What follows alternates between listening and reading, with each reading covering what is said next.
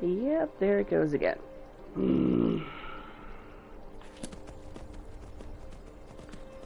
Apparently my Wi-Fi connection dropped for a second. Or the PlayStation thought that it dropped for a second when it really didn't.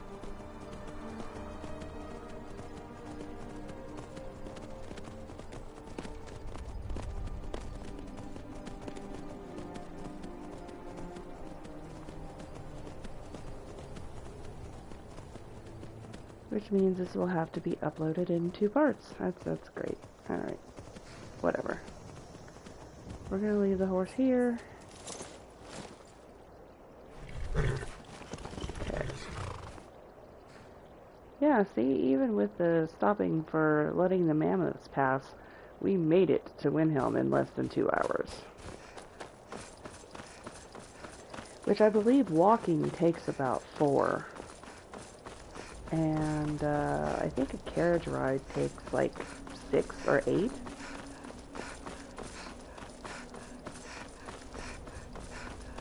Which makes absolutely no sense why we could ride a horse in 2 and walk in 4, but a carriage takes like twice that.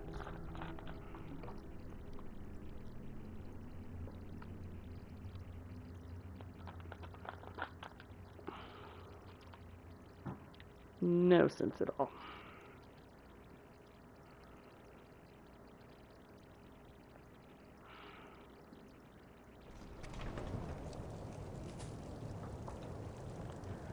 Alright.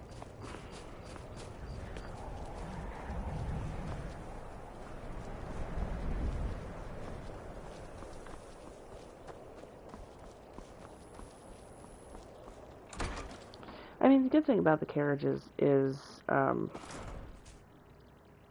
sometimes I've noticed on certain runs, like, I'll crash if I'm out on the road and just walking, so fast traveling or carriage helps prevent that, because you're not going through so many different loading areas.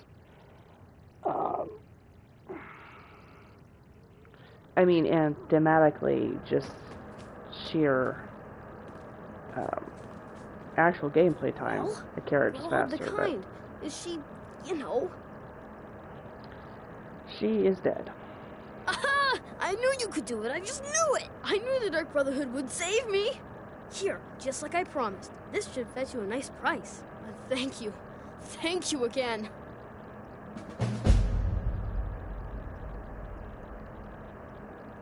Alright, so, what will you do now?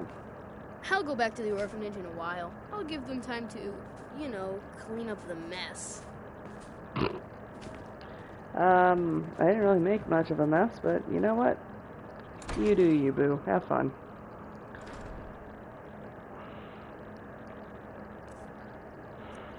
Okay, so... I mean, technically it's worth 100 gold, but, assassinations with the Dark Brotherhood pay a lot more than that. Still, we are,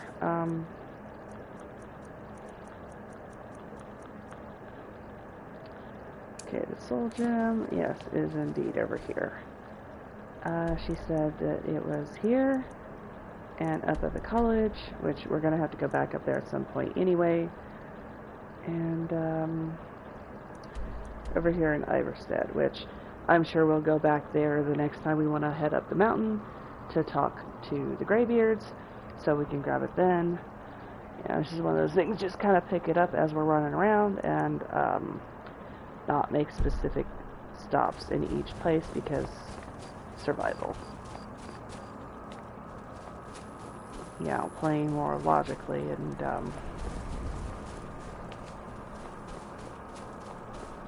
no shit, nope.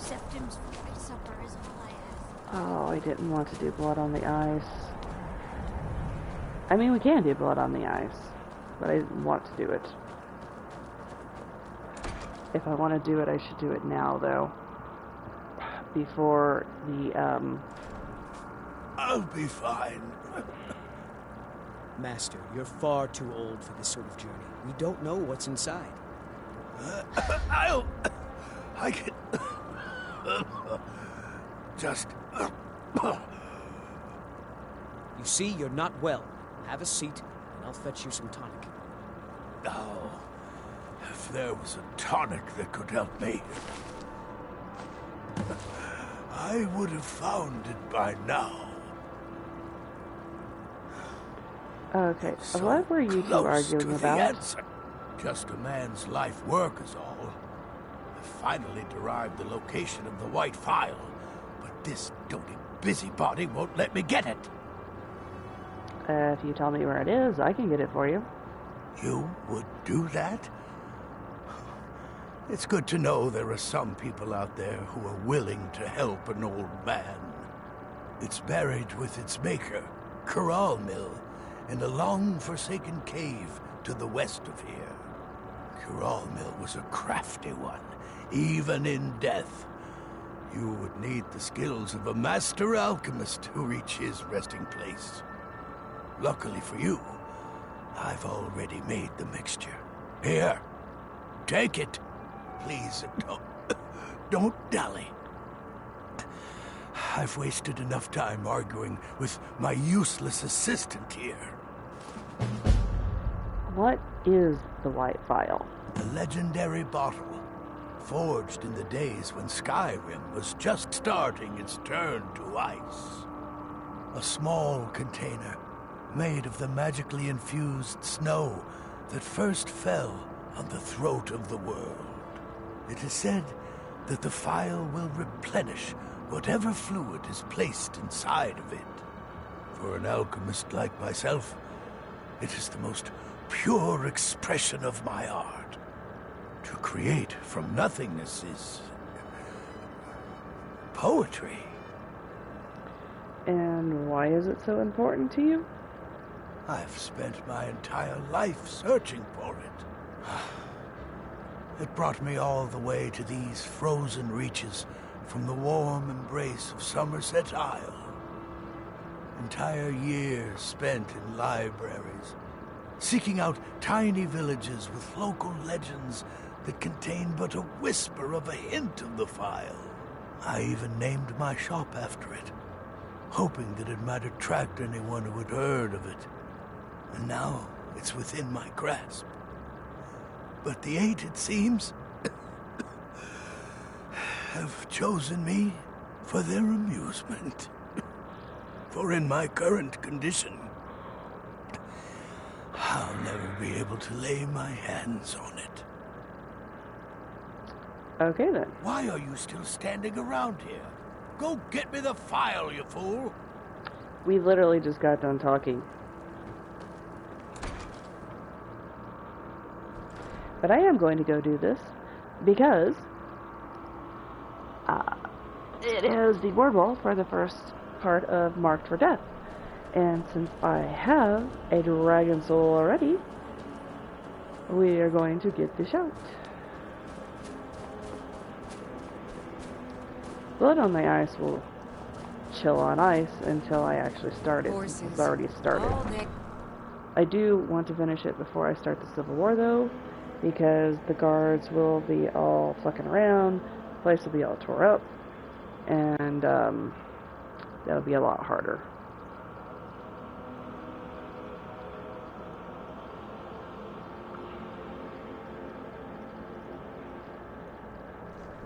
I had hoped it would be a couple more visits to Windhelm before it started. Unfortunately, this is not so.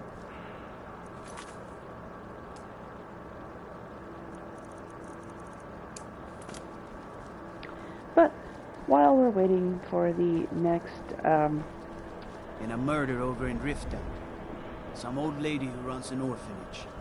Those poor children must be heartbroken. bro, that was like 3 hours ago. How the fuck do you already know about it?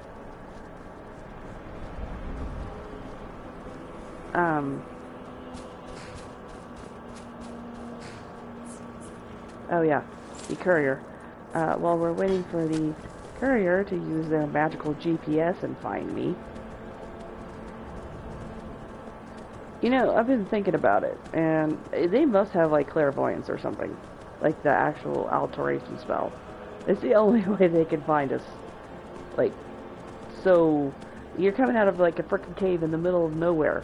And you didn't tell anyone where you're going, and they're like, oh, here, I have a letter for you. And it's like, really?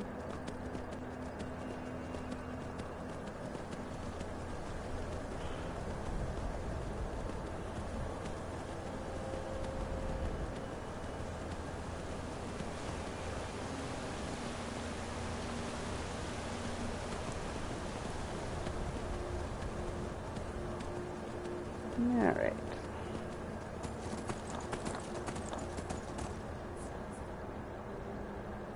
As I was saying, I've been looking for you. Got something I'm supposed to deliver. Your hands only. Let's see here. Yeah, got this note. from who? Don't know. Creepy fella. Black robe. Couldn't see his face. Paid me a pretty sum to get that into your hands, though. Looks like that's it. Got to go. Okay, first of all, you gotta be freezing nuts off out here. Second of all, that was fast.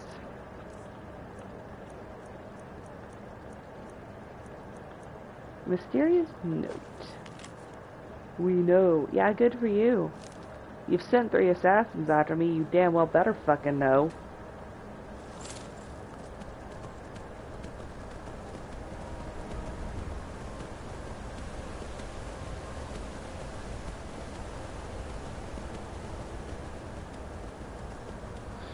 Alright, so, make a note not to sleep until I'm ready to deal with that bullshit.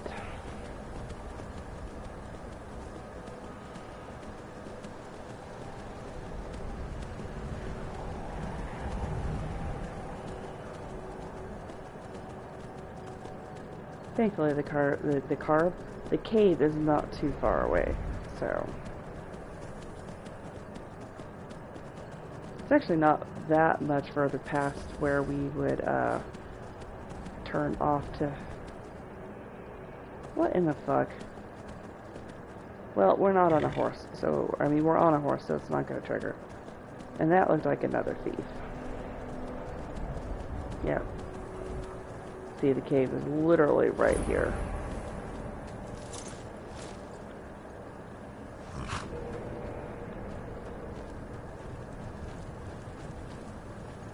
And in we go.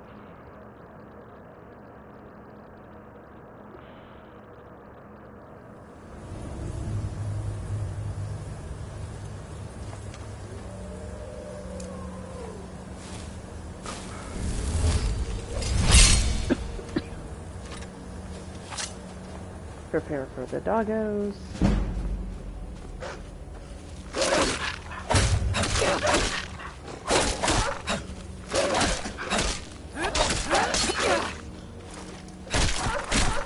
Oh, I saw the bleed working a little bit there. Ooh. They kind of beat the shit out of me.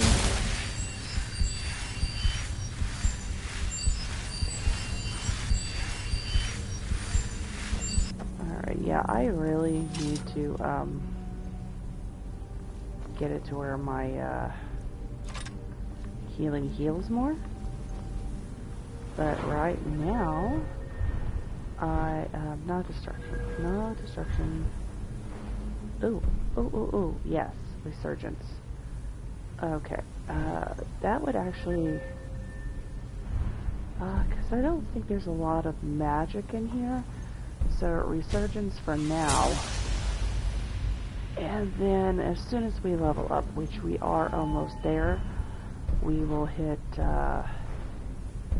magic resistance, which will block a bit more for us.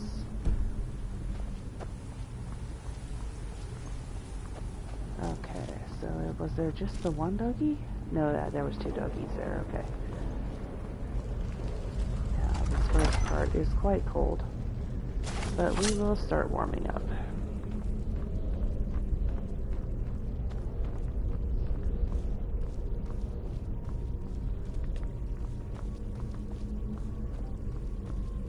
Okay, the flushes were off. Yeah, I forgot to look and see. Oh, yeah.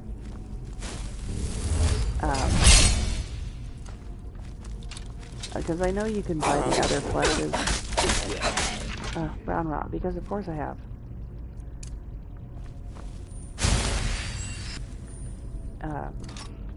Like stone flesh and ebony flesh and those. I know you can buy those from vendors, but I don't know if you can find them. So,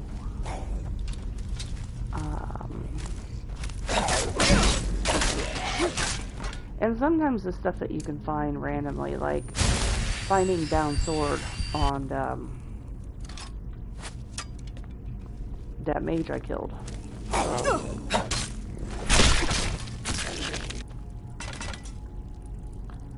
Was decidedly unexpected.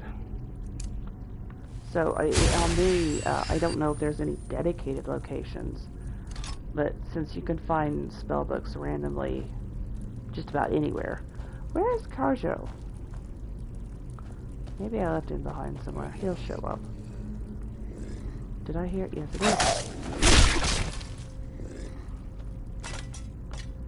Alright.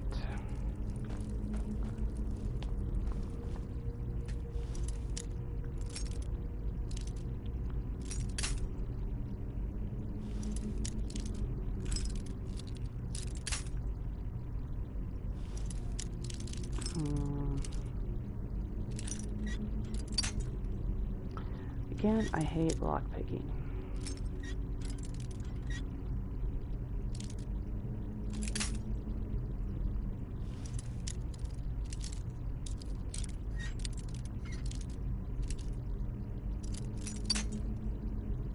Come on.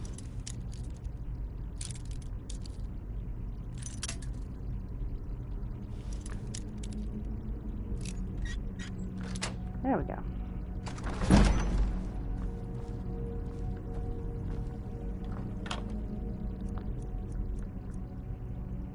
Bane of the Undead. Ooh, that sounds like fun.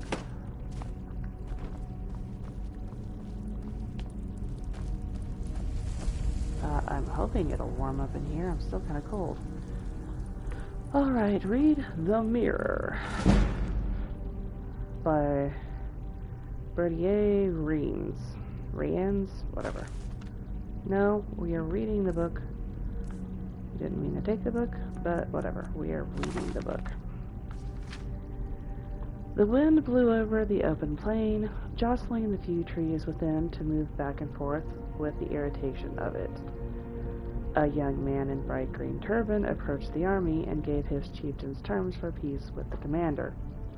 He was refused. It was to be battle, the Battle of Ain Kolur.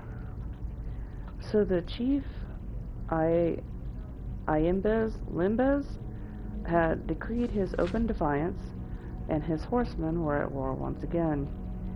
Many times the tribe had moved into territory that was not theirs to occupy, and many times the diplomatic approach had failed. It had come to this, at long last. It was just as well with Mendothrax. His allies might win or lose, but he would always survive. Though he had occasionally been on the losing side of a war, never once in his 34 years had he lost in hand-to-hand combat. The two armies poured like dual frothing streams through the dust, and when they met, a clamor rang out, echoing through the hills. Blood, the first liquor the clay had tasted in many a month, danced like powder. The high and low battle cries of the rival tribes met in harmony as the armies dug into one another's flesh. Mendothrax was in the element he loved. After 10 hours of fighting with no ground given, both commanders called a mutual and honorable withdrawal from the field. The camp was positioned in a high-walled garden of an old burial ground, adorned by springtide blossoms. As Mendothrax toured the ground, he was reminded of his childhood home. It was a happy and a sad recollection, the purity of childhood ambition, all of his schooling in the ways of battle, but tinged with memories of his poor mother, a beautiful woman looking down at her son with both pride and unspoken sorrow. She never talked about what troubled her, but it came as no surprise to any when she took the walk across the moors and was found days later, her throat slit open by her own hand. The army itself was like a colony of ants newly shaken. Within a half-hour's time after the end of battle, they had reorganized as if by instinct. As the medics looked to the wounded, someone remarked, with a measure of admiration and astonishment, "Look at Mendithrax. His hair isn't even out of place." "He is a mighty swordsman," said the attending physician. "The sword is a greatly overvalued article," said Mendithrax, nevertheless pleased with the attention. "Warriors pay too much attention to striking, and not enough in defending strikes. The proper way to go into battle is to defend yourself, and hit your opponent only when the ideal moment arises." "I prefer a more straightforward approach," smiled one of the wounded. "It is the way of the horseman." "If it is the way of the tribes to fail, then I renounce my heritage," said Mendithrax, making a quick sign to the spirits that he was being expressive, not blasphemous.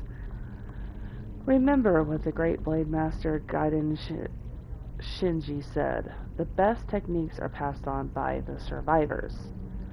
I have been in 36 battles, and I haven't a scar to show for them. That is because I rely on my shield, and then my blade, in that order. What is your secret?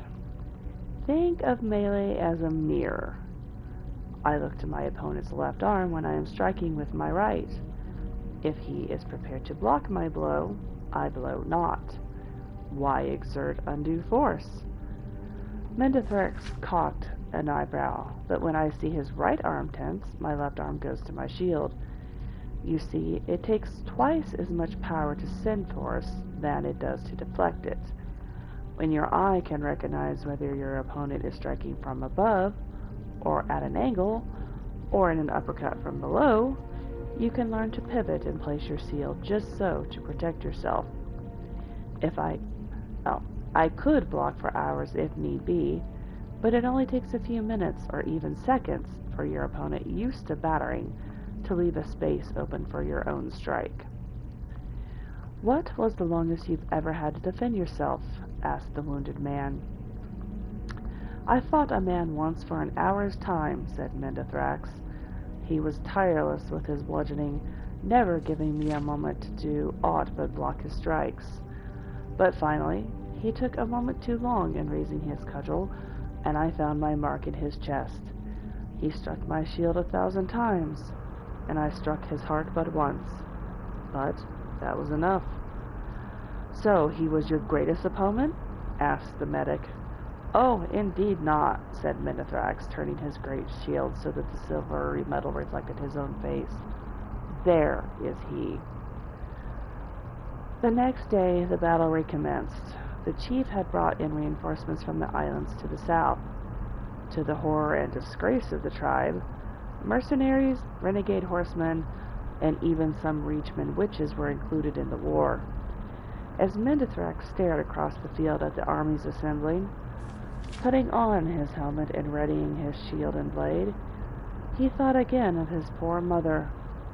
What had tortured her so? Why had she never been able to look at her son without grief? Between sunrise and sundown, the battle raged.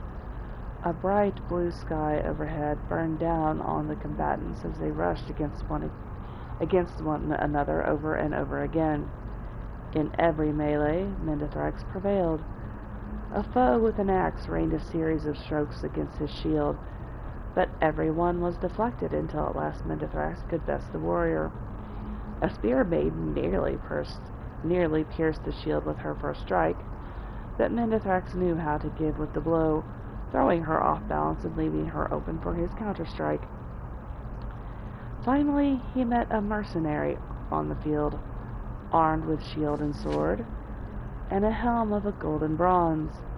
For an hour and a half they battled. Mendithrax tried every trick he knew. When the mercenary tensed his left arm, he held back a strike. When his opponent raised his sword, his shield rose too and expertly blocked. For the first time in his life, he was battling another defensive fighter. Stationary, reflective, with energy to battle for days if need be. Occasionally, another warrior would enter into the fray, sometimes from Mendathrax's army, sometimes from his opponent's. These distractions were swiftly dispatched, and the champions returned to their fight. As they fought, circling one another, matching block for blow and blow for block, it dawned on Mendathrax that here at last he was fighting the perfect mirror.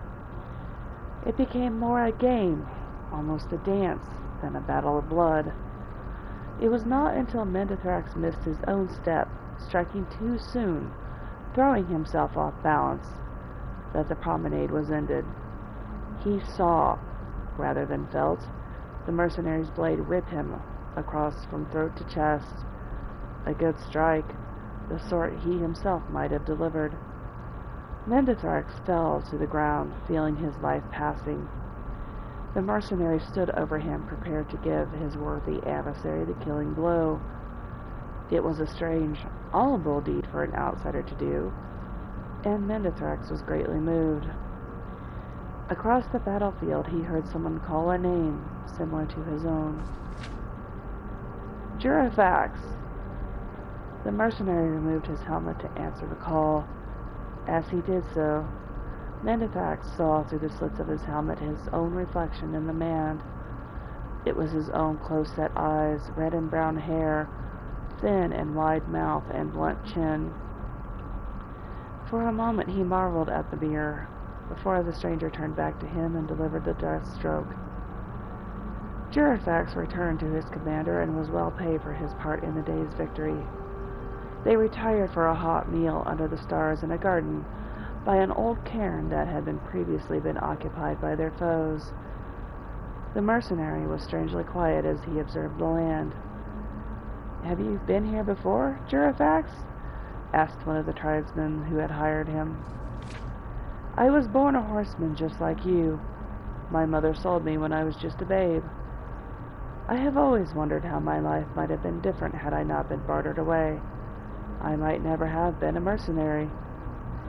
"There are many things that decide our fate," said the witch. "It is madness to try to see how you might have taken this or that in the world. There is none exactly like yourself, so it is foolish to compare." "But there is one," said Jurifax, looking at the stars. "My master, before he set me free, said that my mother had twin sons when I was born. She could only afford to raise but one child, and somewhere out there is a man just like me, my brother. I hope to meet him." The witch saw the spirits before her and knew the truth that the twins had met already. She remained silent and stared into the fire, banishing the thoughts from her head. Too wise to tell all. Well then. Any more, you creepy bastards? Yep, there's one. Okay.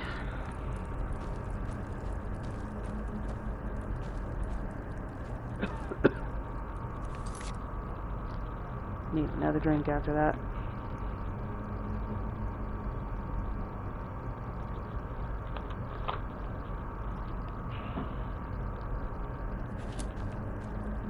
Alright. Yep.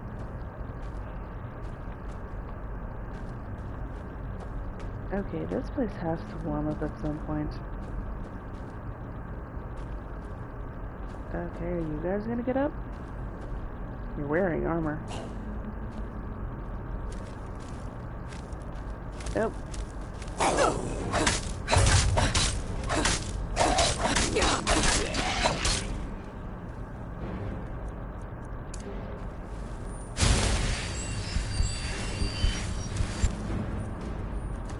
Alright, well if that didn't wake him up, then we're fine. Okay, they're both dead. Okay, these fire traps that do not warm us, they just hit us. Actually, wait. Hold on.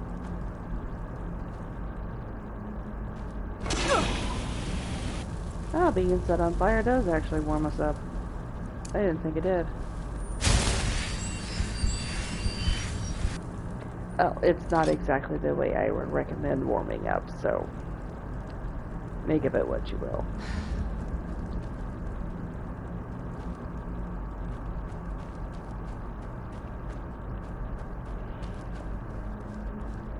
Alley-oop. I think, yeah, it's a swinging, those things hit like a fucking truck. Alright. More warm if we need it.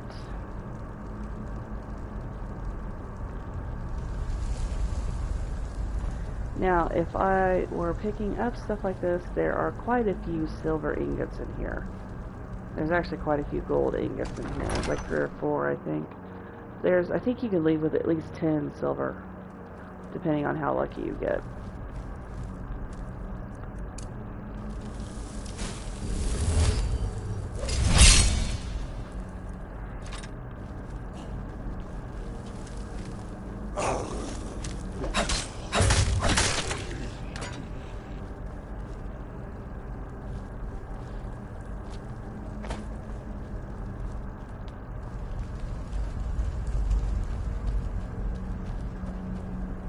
Okay. Oh, this one has gold.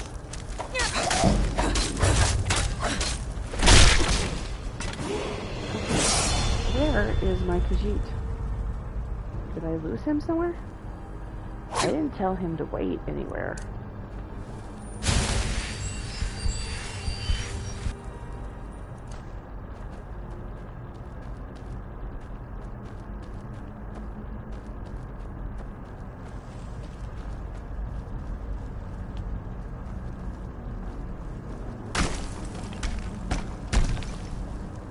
Well, I guess we'll figure it out.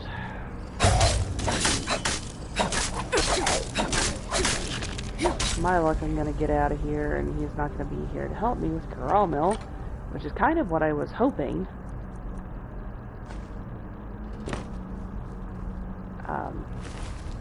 And I'll find him back in fucking Windhelm. Yeah, see, there was 2 out there, there's 2 over here. I've already ran past a few, I think.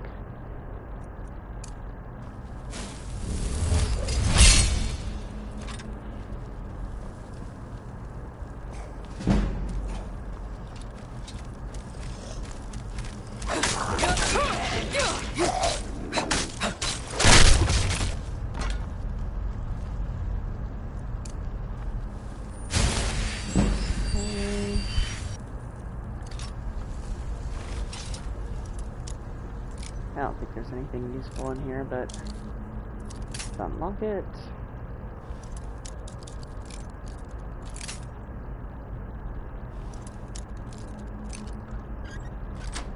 There we go. Up there's a chest in here. Opens the chest. Yep, see there's another scroll, or hysteria? No. Another sibling ingot. Okay, we do avoid that. Not only is it a spike trap, but I have clipped through the floor more than once there, and it's not pretty, so.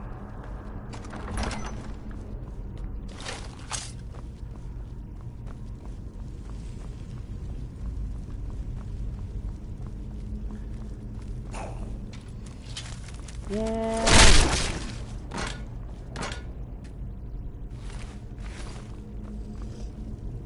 Okay, and there should be one here.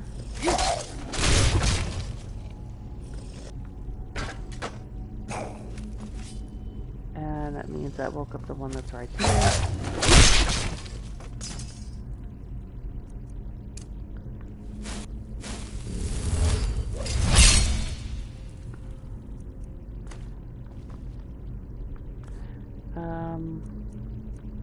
I'm gonna wait. Okay, last one is over here. Because this, yeah, that's what home slice is. so we're gonna save real quick. He is not fun.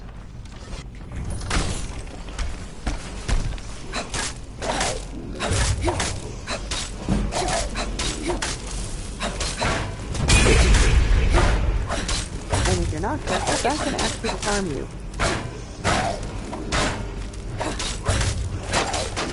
This is why he's not fun. But the rest of his bony boys are basic bitch-ass druggers, so... had I not succeeded the first time with that, I would have summoned my ghost, and then ran around like an asshole, waiting for it to kill everything. Thankfully, I didn't need to do that, so... Alright, so now I have killed everything that's in here. I will have some garlic bread to get rid of my brown rot. And anything else I might have picked up that I missed. Okay, so we have the first word of market. Oh god damn it. I apologize for everyone's ears. Here we go. A new hand touches the beacon. Listen, hear me and obey. A foul darkness has seeped into my temple. A darkness that you will destroy. Return my beacon to Mount Kilcreath, and I will make you the instrument of my cleansing light.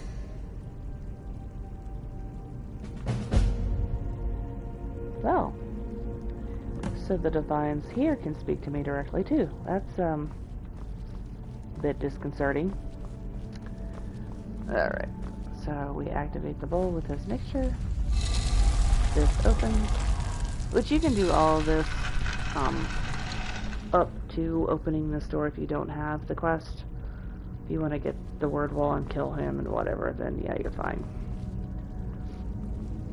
But here's the file, and we're good to go. Pick up potion ingredients while we're in here. Like if you're looking for Death Bell or the eggs. A game at dinner. Yes. By an anonymous spy. Yeah, that's forward from the publisher. The history behind this letter is almost as interesting and dark as the story it tells. The original letter to the mysterious Duane was copied and began circulating around the ashlands of Vardenfell a few months ago. In time, a print found its way to the mainland, and Prince Halalu, Helseth's palace outside whatever. While the reader may conclude after reading this letter that the prince would be furious at such a work, impugning his highness with a great malevolence, quite the reverse was true. The prince and his mother, Queen Berenziah, had it privately printed into bound copies and sent to libraries and booksellers throughout Morrowind. As a matter of record, the prince and the queen have not officially stated whether the letter is a work of pure imagination or based on an actual occurrence. The House Dress has publicly denounced the work, and indeed, no one named Duane, despite the suggestions in the letter, has ever been linked to the house. We leave the reader to interpret the letter as he or she believes. Neris Gan, Publisher. Dark Liege Duane, or however the fuck you pronounce that, because that's a hell of a spelling. You asked for a detailed description of my experience last night and the reason for my plea to House Dress for another assignment. Dress, however. I hope I have served you well in my capacity as informant in the court of Prince Helseth, a man who I have stated in many previous reports could teach Molag Bal how to scheme. That doesn't sound good. As you know, I have spent nearly a year now working my way into his inner circle of advisors. He was in need of friendship when he had first arrived in Morrowind, and eagerly took to me and a few others. Still, he was disinclined to trust any of us, which is perhaps not surprising, given his tenacious position in Morrowind society. For your unholiness's recollection, the prince is the eldest son of Baron Zaya, who was once the queen of Morrowind and once the queen of the High Rock Kingdom of Wayrest. At the death of her husband, Prince Helce's stepfather, King Edwire, whatever, there was a power struggle between the prince and his daughter, the Princess Elisania. Though details of what transpired are imperfect, it is clear that Elisania won the battle and became queen, banishing Helce and Baron Zaya.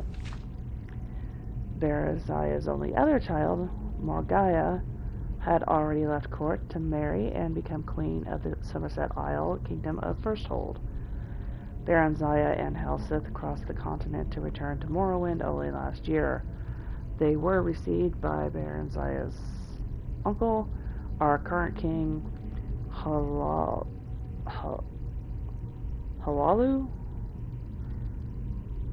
And then Lathan? Okay. I take it these are elvish names, are quite weird. Who had taken the throne after Baron Zaya's abdication more than 40 years ago. Baron Zaya made it clear that she had no designs on reclaiming the throne, but merely to retire to her family estates. Helce, as you know, has lingered in the royal court, and many have whispered that while he lost the throne of Wayrest, he does not intend to lose the throne of Morrowind at Lathan's death. I have kept your unholiness informed of the prince's movements, meetings, and plots, as well as the names and characters of his other advisors. As you may recall, I have often thought that I was not the only spy in Helce's court. I told you before that a particular Dunmer counselor of Helce looked like a fellow I had seen in the company of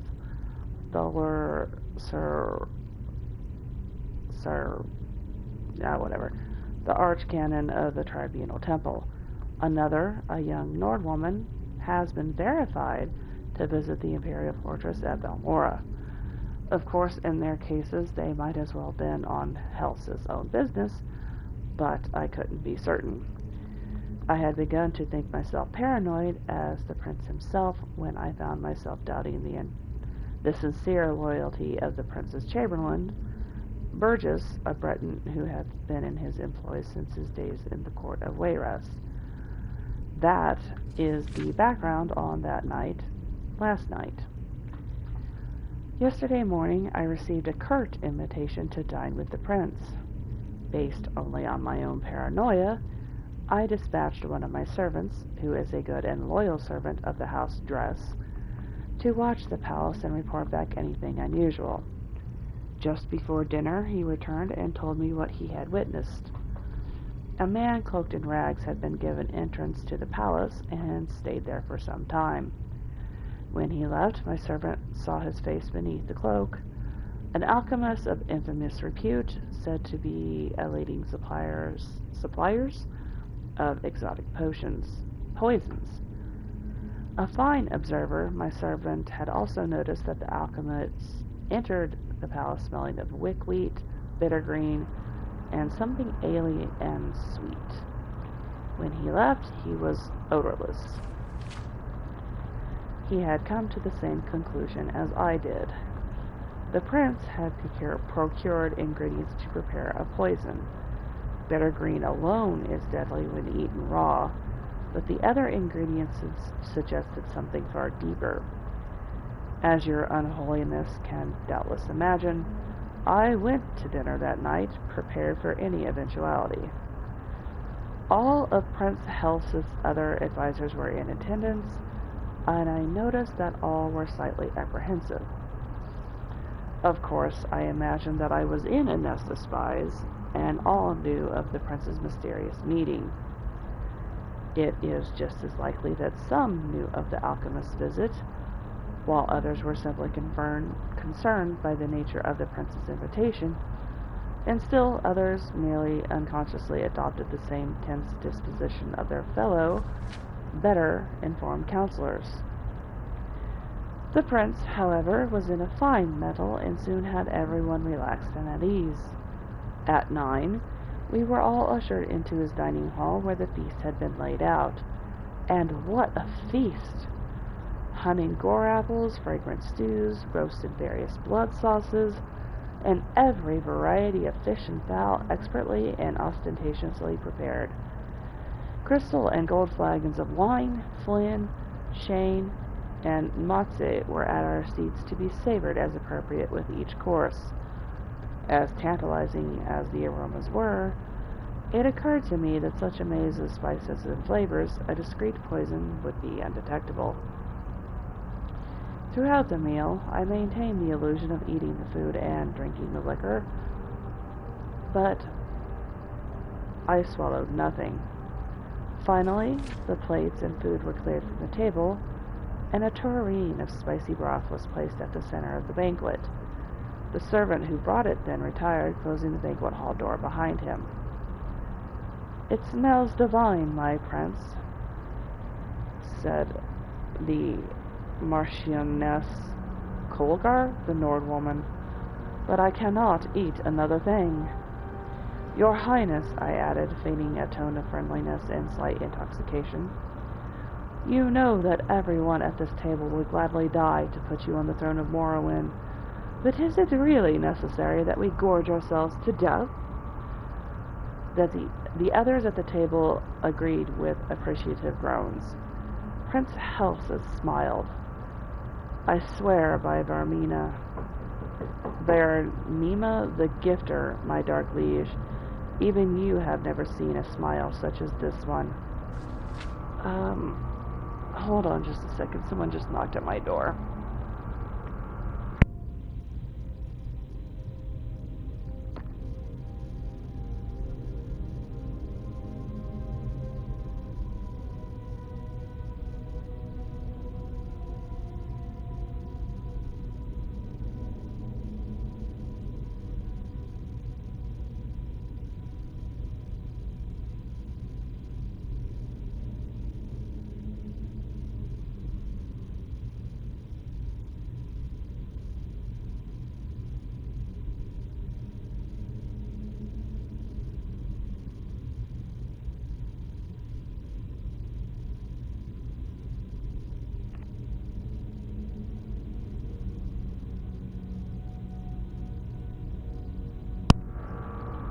Okay. Quickly, crisis averted. So where was I? Oh, yes. Ironic words. You see, an alchemist visited me today, as some of you already doubtless know. He showed me how to make a marvelous poison and its antidote. A most potent potion, excellent for my purposes. No restoration spell will aid you once you've ingested it. Only the antidote in the tureen will save you from certain death. And what a death from what I've heard. I am eager to see if the effects are all that the alchemist promised. It should be horribly painful for the afflicted, but quite entertaining. No one said a word. I could feel my heart beating hard in my chest. "Your Highness," said Alarat the Dunmer I suspected of alliance with the temple, "have you poisoned someone at this table?" "You are very astute, Alarat," said Prince Helseth, looking about the table, eyeing each of his advisors carefully. "Little wonder I value your counsel, as indeed I value all in this room. It would be perhaps easiest for me to say who I haven't poisoned. I haven't poisoned anyone who served but one master. Any who is loyal to me is sincere. I haven't poisoned any person who wants to see King Helseth on the throne of Morrowind. I haven't poisoned anyone who isn't a spy for the Empire, the Temple, the House of Telvanni, the House of Redoran, the House of Enderil, the House of Dress. Your Holiness, he looked directly at me at his last words. I know that in certainty. My face is practiced at keeping my thoughts from showing. But I immediately thought of every secret meeting I've had, every coded message I sent you and the house, my dark liege. How? What could he know? What could he, without even knowing, suspect? I felt my heart beating even faster. Was it fear or poison? I couldn't speak, certain as I was that my voice would betray my calm facade. Those loyal to me who wish harm on my enemies may be wondering how I could be certain that the poison has been ingested. Is it possible that the guilty party, or dare I say parties, were suspicious and merely pretended to eat and drink tonight? Of course. But even the craftiest of pretenders would have to raise a glass to his or her lips and put empty forks or spoons in their mouths to play the charade. Food, you see, was not poisoned. The cups and cutlery were. If you did not partake out of fear, you're poisoned just the same, and sadly missed an excellent roast. Sweat beaded on my face, and I turned from the prince so that he would not see. My fellow advisors, all of them frozen in their seats. From Colger, white with fear, to Kemma Ineb, visibly shaking. From the furrowed, angry brow of Alarat to the statue-like stare of Burgess. I couldn't help but thinking then, could the prince's entire counselorship be compromised of nothing but spies? Was there any person at the table loyal? And then I thought, what if I were not a spy myself? Would I trust Helseth to know that? No one knows better than his advisors both the depths of the prince's paranoia and the utter implacability of his ambition. If I were not a spy for the house dress, even then, would I be safe? Could a loyalist be poisoned because of not so innocent misjudgment? The others must have been thinking the same, loyalists and spies alike. While my mind whirled, I could hear the prince's voice, addressing all assembled. The poison acts swiftly. If the antidote is not taken within 1 minute from now, here will be death at the table. I couldn't decide whether I had been poisoned or not. My stomach ached, but I reminded myself it might have been the result of sitting at a sumptuous banquet and not partaking. My heart shook in my chest, and a bitter taste like trauma root stung my lips. Again, was it fear or poison? These are the last words you will hear if you are disloyal to me, said Prince Helseth, still smiling that damned smile, as he watched his advisors squirming in their seats. Take the antidote and live.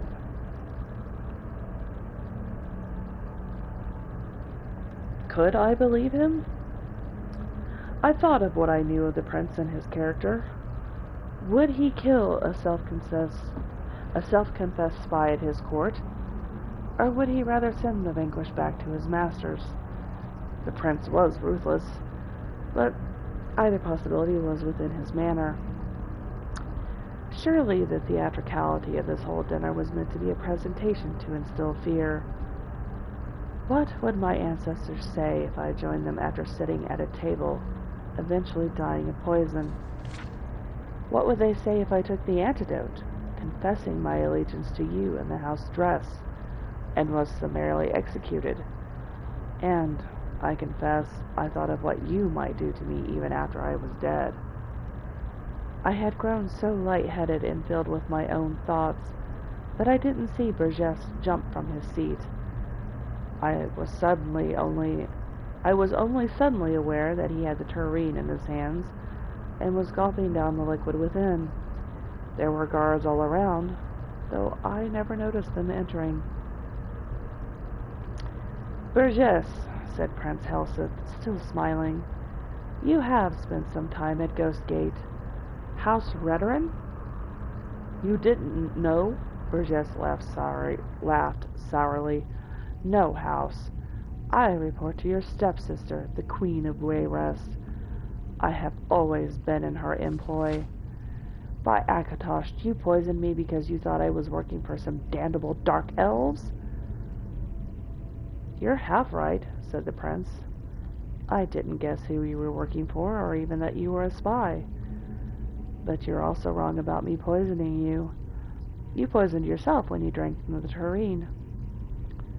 Your unholiness, you don't need to hear how Burgess died. I know that you have seen much over the many, many years of your existence, but you truly don't want to know. I wish I could erase the memory of his agonies from my own mind. The council was dismissed shortly thereafter. I do not know if the prince knows or suspects that I too am a spy. I do not know how many others last night, were as close as I was drinking from the tureen before Burgess did. I only know that if the prince does not suspect me now, he will. I cannot win at the games he mastered long ago at the court of Wayrest, and I beg your unholiness, my dark liege, to use your influence in the house dress and dismiss your loyal servant from this charge. Publisher's note. Of course, the anonymous writer's signature has not been on any reprint of the letter since the original. Well then. Okay. Oop, I will take the fire salts. I don't think there's anything in here I can heal with. I know I'm tired. Alright.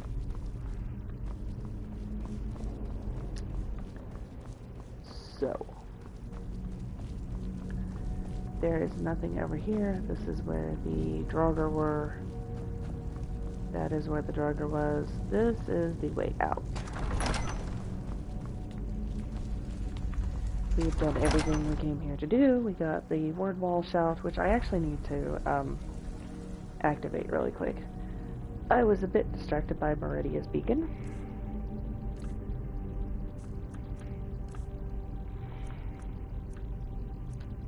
Yes, please. I will favor that, and Unrelenting Force. I will not favor Whirlwind Sprint. I use it, but not that much. Alright. Back out. Oh, there is my Khajiit. Did you get stuck in here? You got fucking stuck in here, didn't you? Oh well, whatever.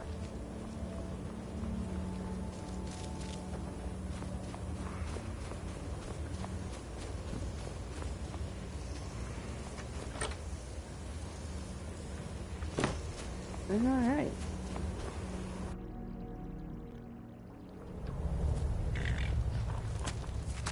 Horsey.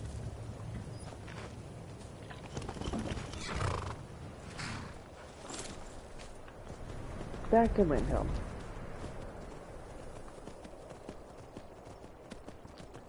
Yes, I know the air is frigid here, but we're on a fast horse. It shouldn't be an issue.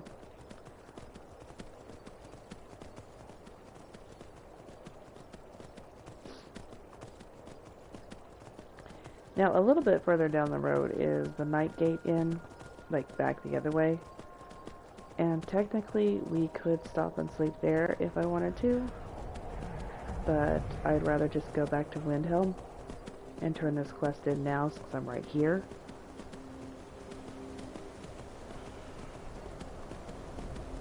That way we can get it over with.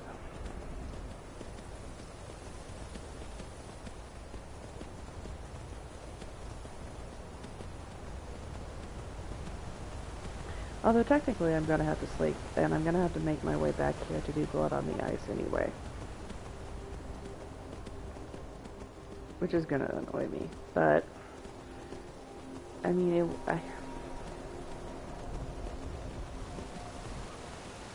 yeah, I'm going to have to sleep to do Blood on the Ice. As long as I don't start it just yet, I should be okay. Because I'll have to come right back here after I sleep. Maybe.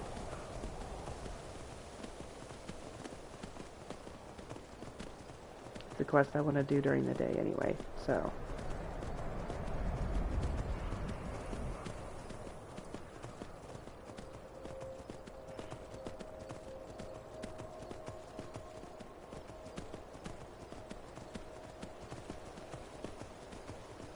Of course, I'm all the way down here, and I'm thinking, yeah, maybe, you know what, I probably should have just gone to Nightgate instead. It was definitely closer. But it's fine.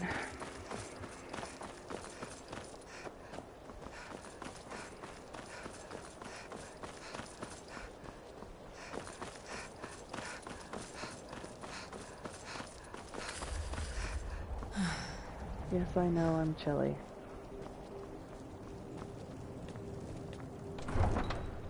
Now, if you happen to be a werewolf or a vampire, and you have the vampire lord form, you can use those forms to make it past the cold, if it gets really, really bad. Since werewolf doesn't last really long, unless you've, got a lot of the perks. I mean, if you turn back and you're like 2 seconds from freezing to death, you're kind of screwed. And not everyone likes the vampire or the werewolf form. Most people will attack you on sight, so that's also something you have to think about.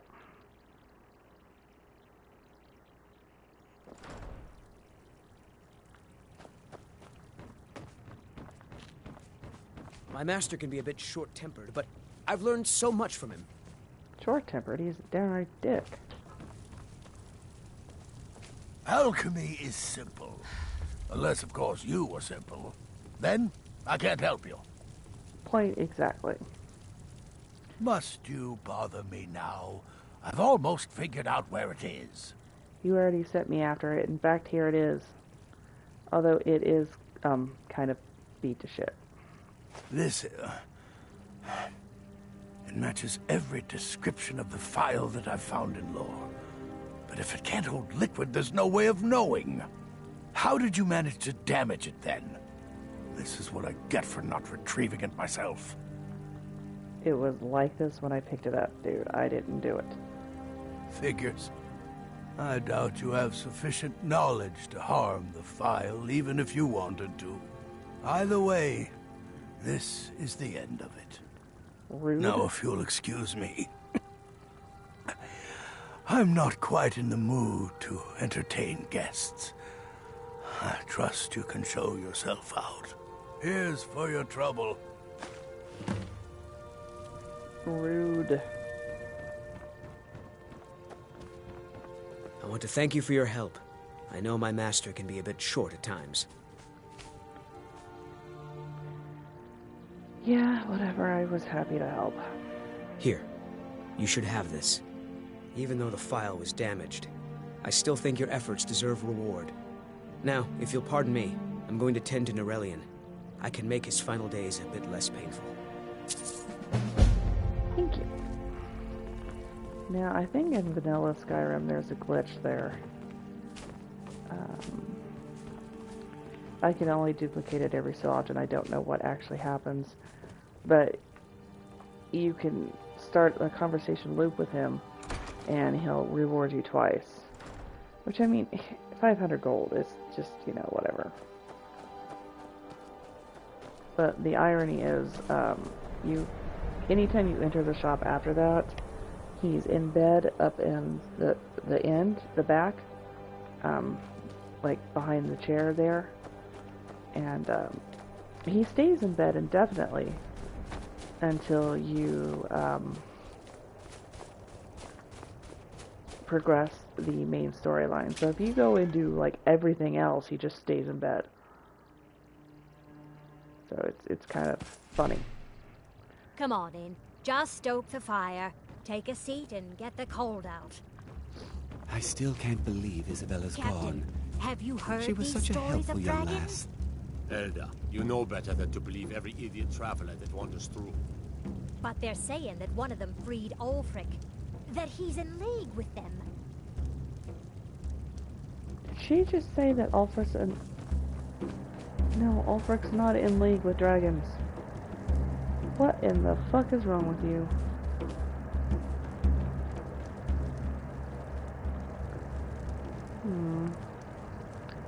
And So this... what's the news on the street, Captain?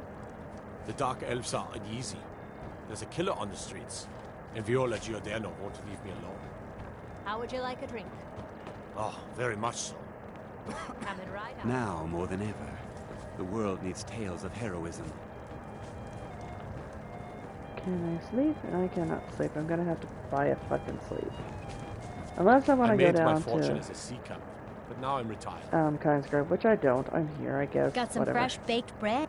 Those dark elf refugees will take over this city if we aren't careful. Yeah, whatever. Give me a room. Sure thing. It's yours for a day. I'll show you to your room. Right this way.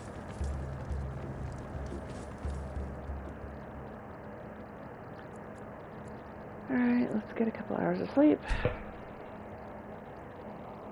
It doesn't really matter, because we're going to have to sleep again.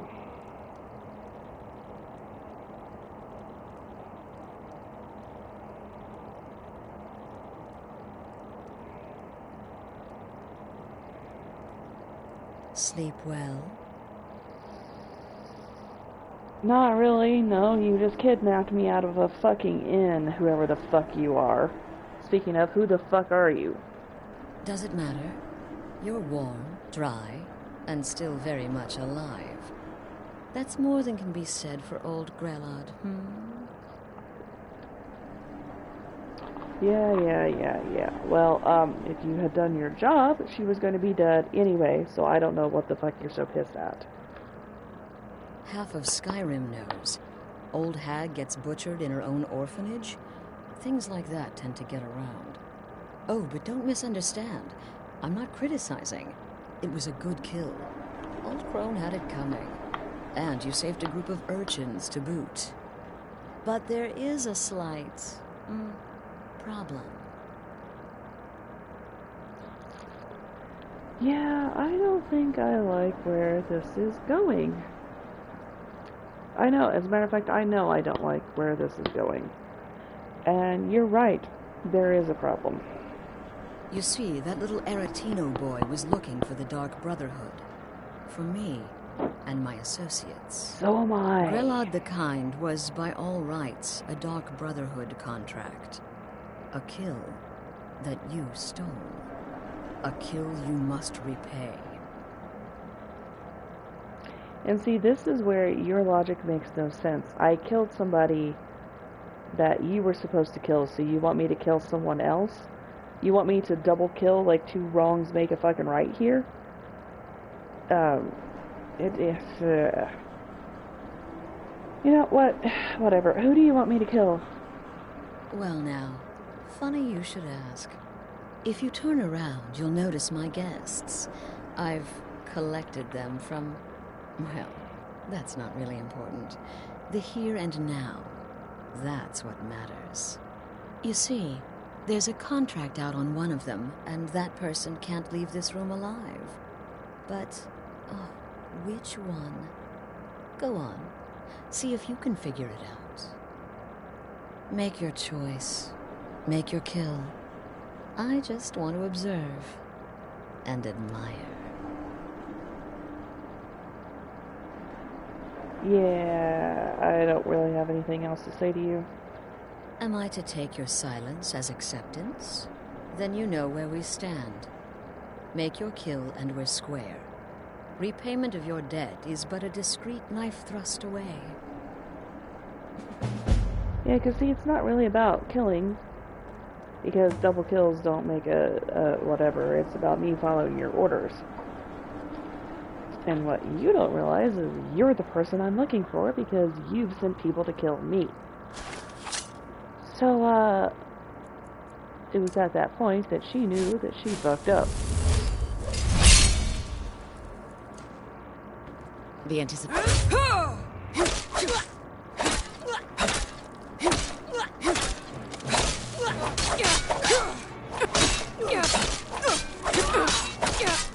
Okay, her blade, I don't like her blade. What is with her blade? Doesn't matter, just heal up a little bit. Kill her a couple more times, and fuck you, bitch. Yeah, well done indeed.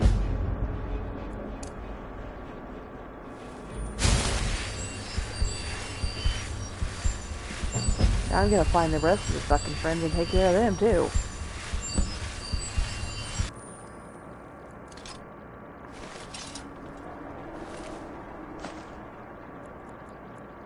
I want your blade.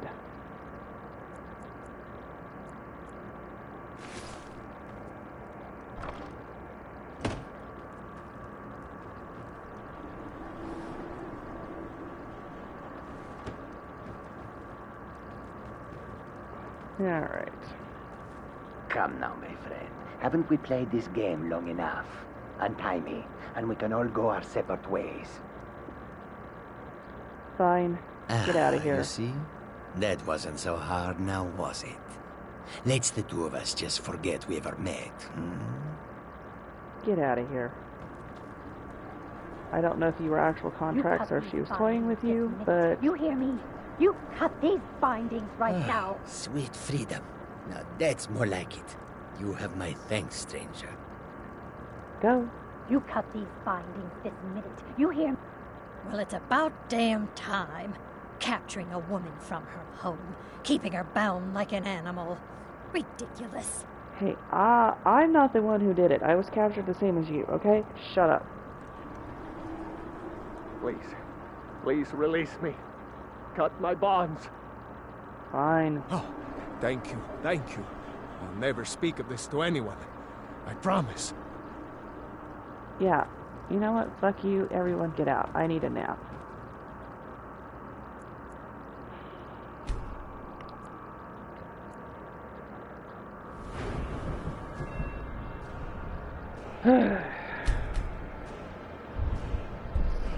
Alright, so now we're going to get some magic resistance.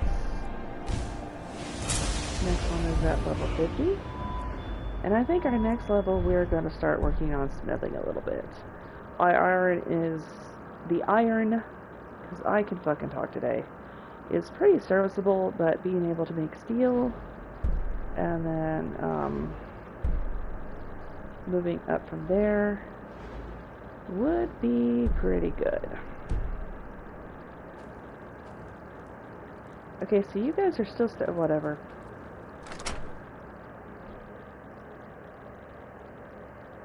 Now I need to figure out where the fuck I am. What the fuck is going on here?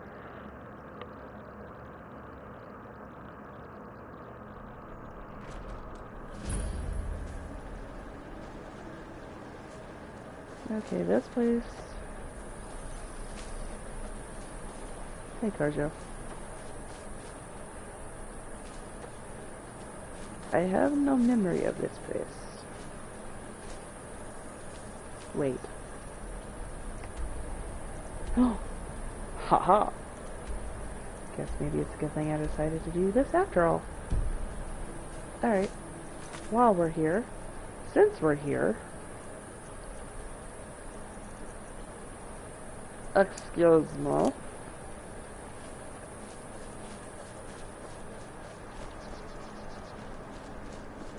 Methinks it is time to go fuck around with the dusty old tomb and retrieve the fucking horn of what's his nut and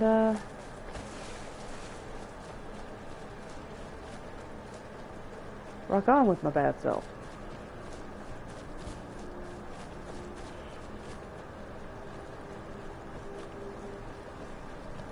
That looks cold.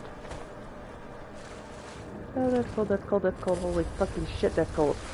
Get out of the cold, get out of the cold!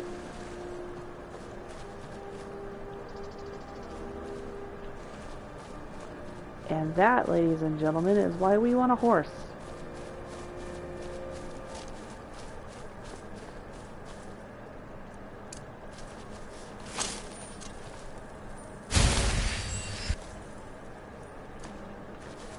Because we are going to have to go further north than Winterhold, and it is nothing but frozen water up there. If you're on the back of a horse, you can survive it a lot easier. It's still not pretty, but it is doable.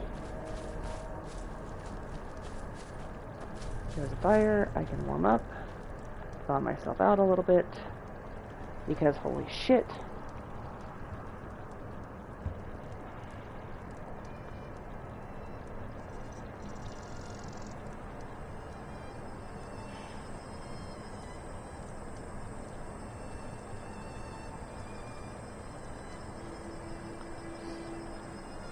Alright, there is a dead bandit here, which is never a good sign because I did not kill that bandit.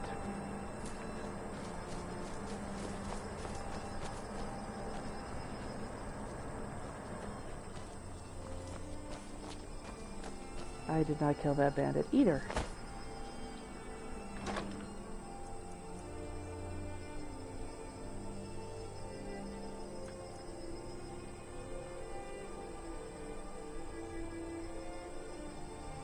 You know, those are shiny. We're going to take some of those, and we're going to take all of those. We have not been taking stuff to collect, to make rings and shit with, and we should be. So, we need to start working on that, because rings and necklaces are how we're going to work on, ooh, garlic and wheat, yay.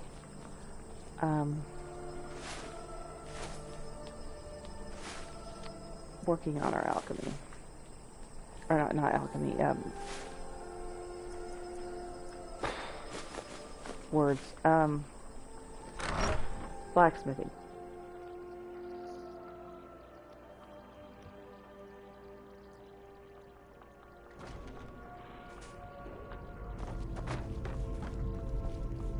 I did not kill that bandit. Oh, I hear wolves. And I see fighting.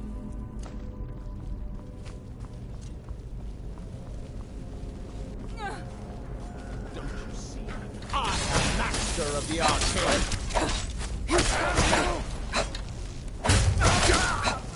Master is nuts, Fire frost. You were saying?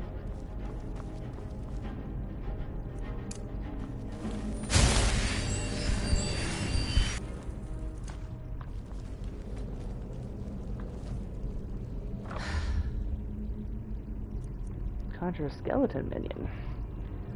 Summons a weak skeletal. Nah. I like my undying ghost. He's much cooler.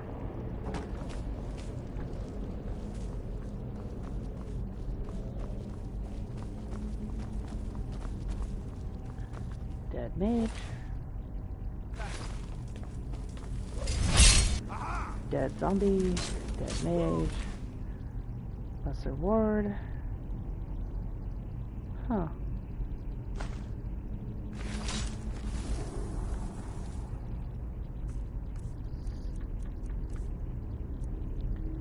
Increases armor rating by 52 points and negates up to 52 points of spell damage or effects.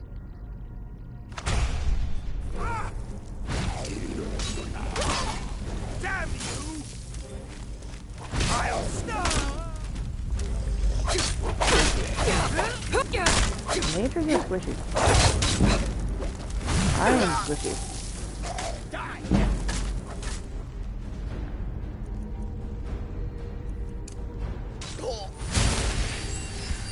Is Kazuka squishy? Shit, Kazuka squishy. Fine. Ghost is not squishy.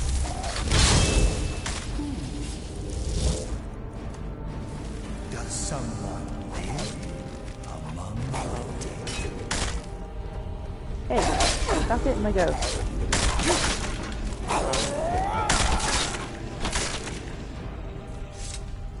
Ghost is not squishy.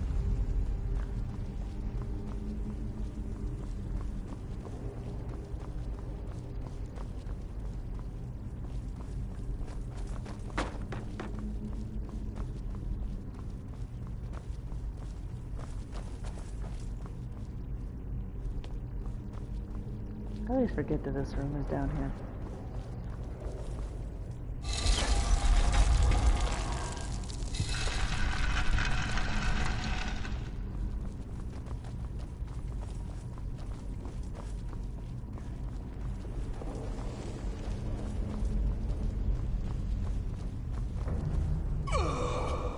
And there went my ghost. Nothing really useful in there, but if you're looting, it's some extra loot.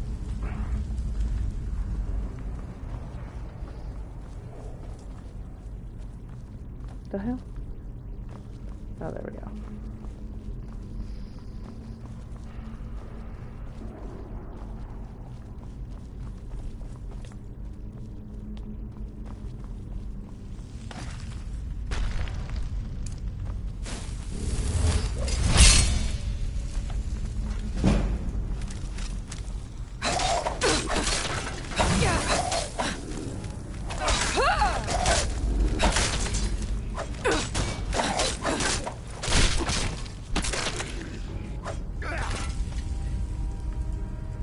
Problem solved.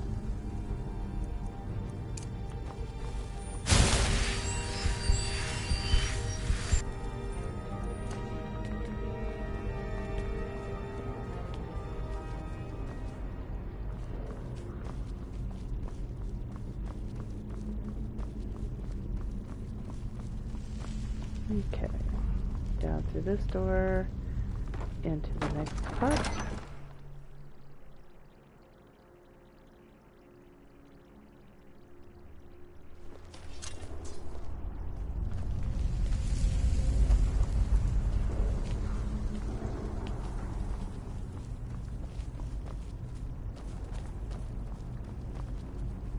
And there is... Yeah, he's right there. There he is.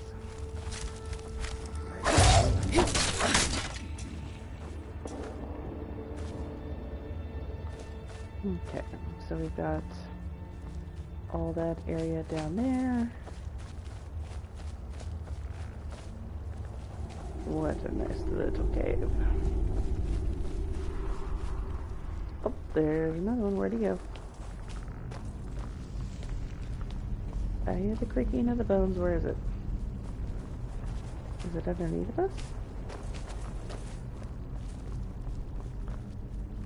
Shows it's right here. Whatever. Yeah, it might be directly underneath me, but... Oh shit, that was a fire trap. Come on, kitty. Don't roast yourself.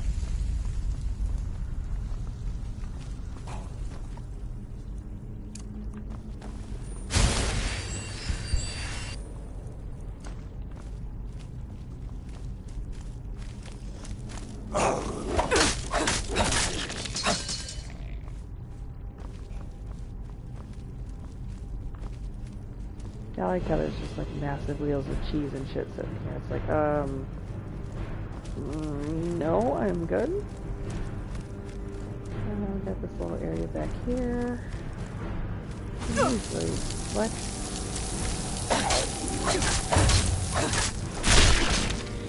Usually not much back there.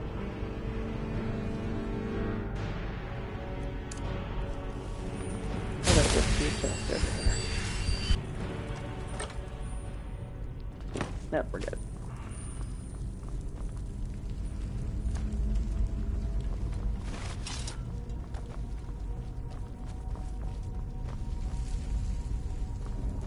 Okay. And this is where he came down from, so we're gonna go up and around and through.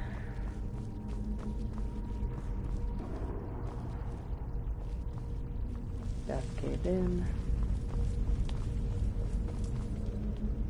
That's an oil trap.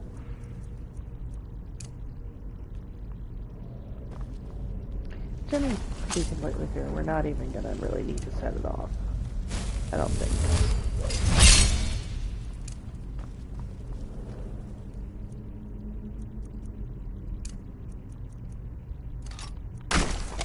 Dang it.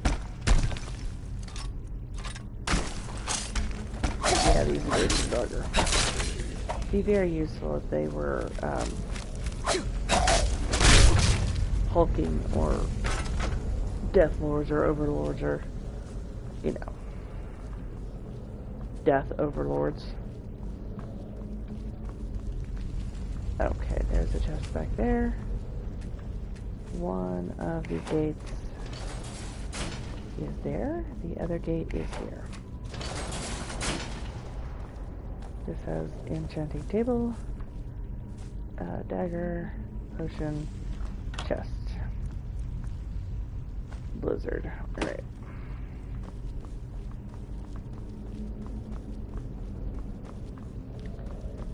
The Adon Hill. So, here we go.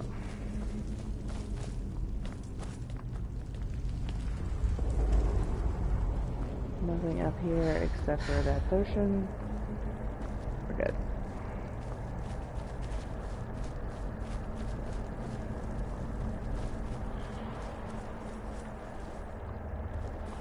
Yeah, right.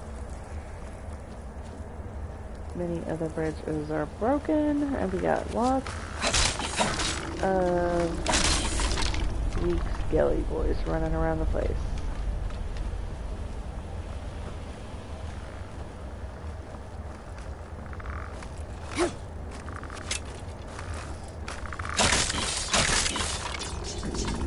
Skelly boy.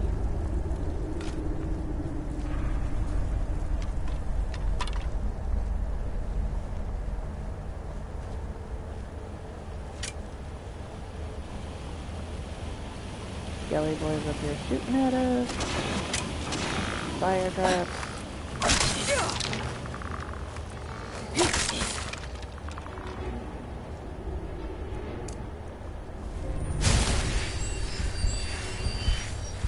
Okay, there's a chest back there that I have never been able to get to.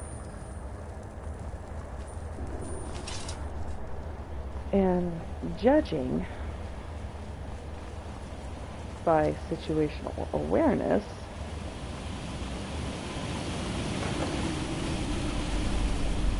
because if you come down over here, and we may have saw the edge of it just a minute ago, but there's a word wall down here. And that word wall teaches you the first word of the Become Ethereal shout.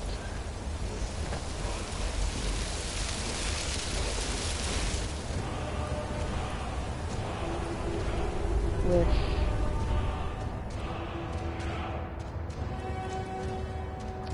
reaches changing your form into one that cannot harm or be harmed. You essentially become a ghost. And every single time I come in here, I forget to save a dragon soul so that I can test that out. It is a theory, and it is what I will have to test later, but I never come back here, and there's no way to get a dragon soul right now. I already used my dragon soul for Marked for Death, so it is what it is.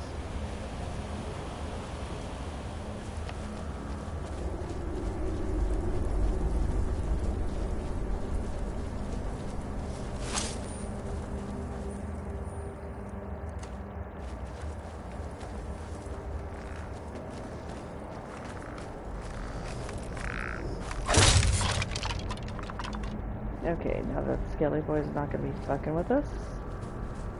Alright.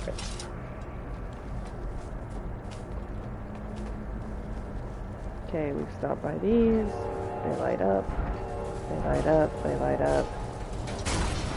And they all close. So now we come back. And, yeah, they taught us a super fast shot for a reason. So, back up. Start sprinting. And whirlwind sprint. We make it just in time, but once we're through the other side, they reopen for us. Alright. Thing smells foul. Yeah. Yeah, spider webs. Okay, we are hungry, and if I'm not mistaken, Brown rot. Why do they keep giving me brown rot? It's pissing me off. Alright, more fire traps.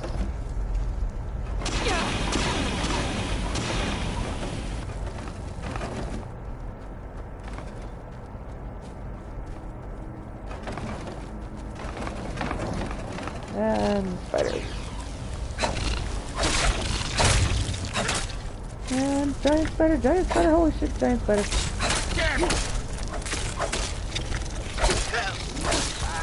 No, don't hit Arcazit. Don't hit Arcazit.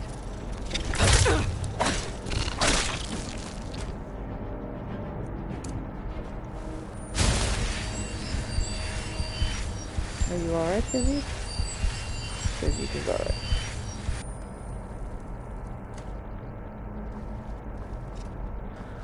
Okay.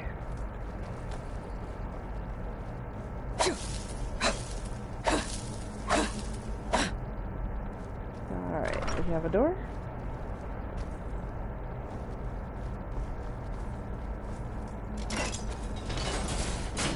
And we have a room.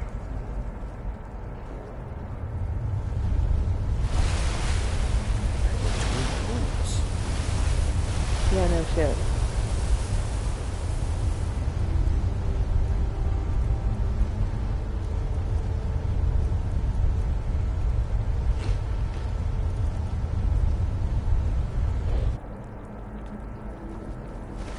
I admit that tripped me out the first time I came through here. I thought something was about to hit the fucking fan. Alright. Dead drugger. And a fucking note. Dragonborn, I need to speak to you urgently. Rent the attic room at the Sleeping Giant Inn in Riverwood, and I'll meet you. A friend.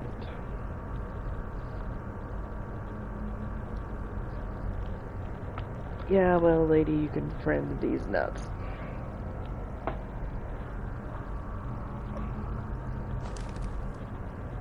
Yeah, right.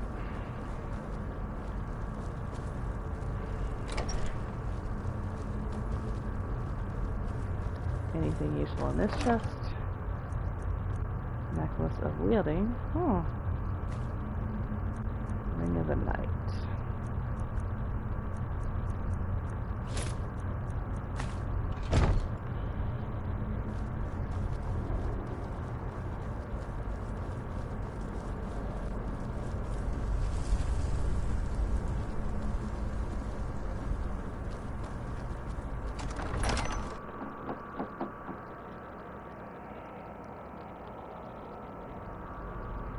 Yeah, alright.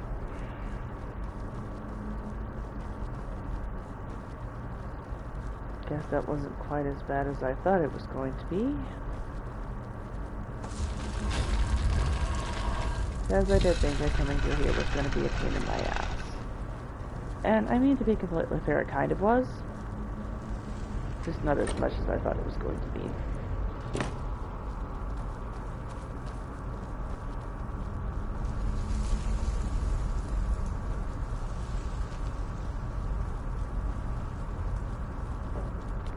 Really?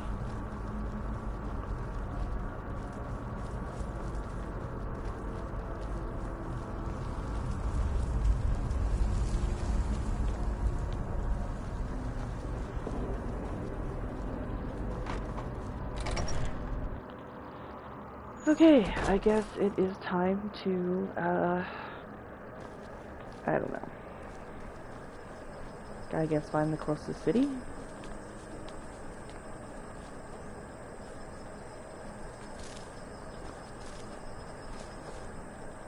Am I going the right way? Yeah, I kind of am. Alright.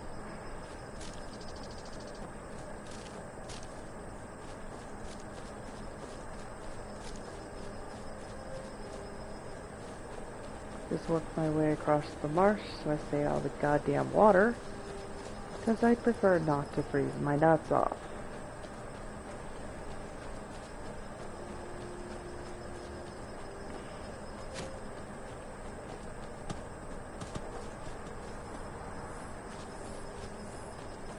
What?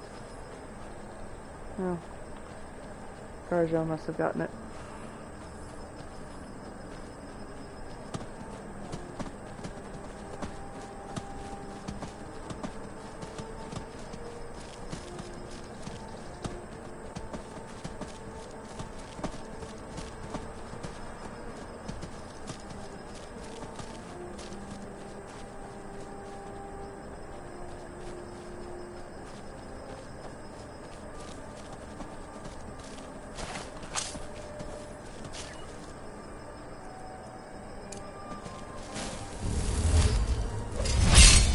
Yeah, it's a spider. Bruce, run! Oh, they don't like that. And they sent it flying, that's funny.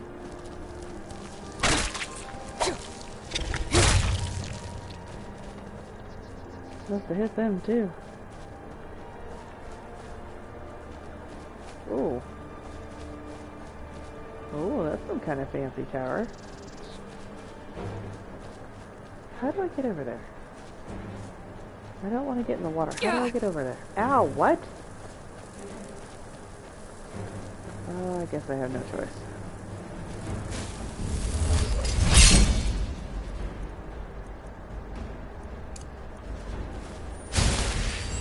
Make it quick, make it quick, make it quick, make it quick. Guess if we're not fully submerged, it's okay.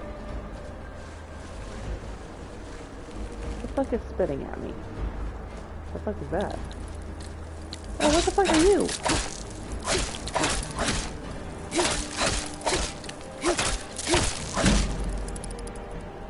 Ugly and dead, that's what you are.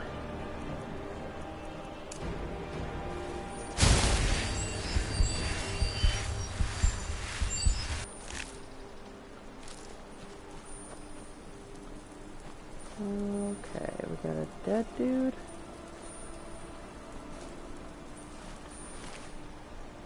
Okay, his journal. I wanted to read his journal.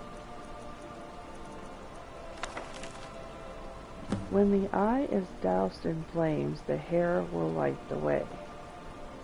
I've heard that fool Sindnar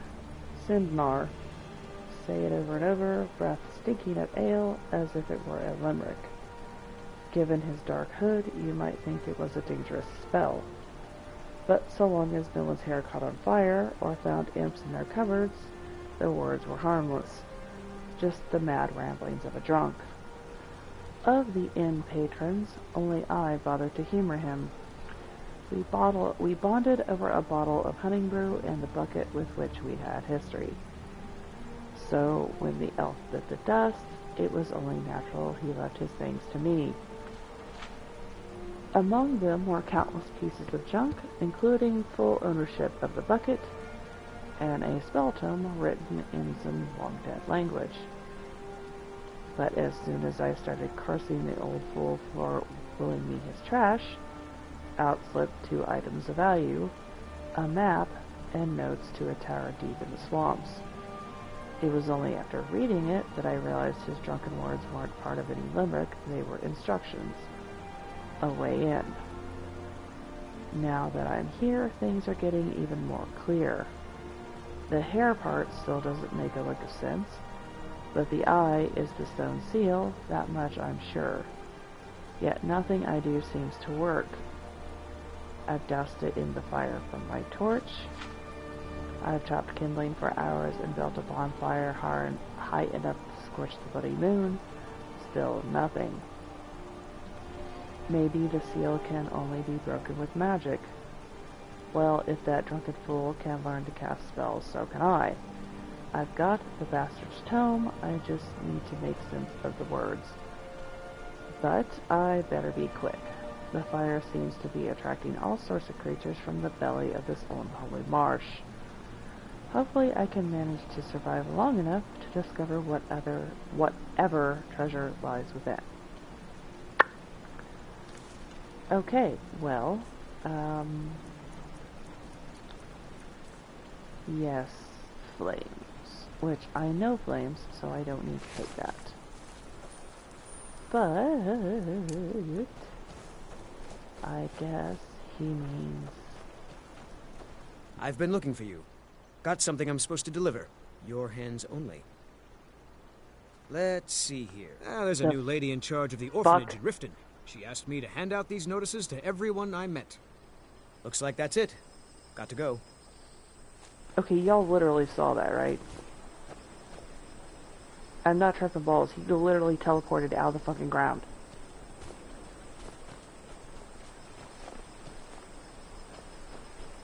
Okay, whatever. Nope. Sorry. Nothing. Okay, we hit fire on the seal, and that is a ghost rabbit. Ghosty rabbit.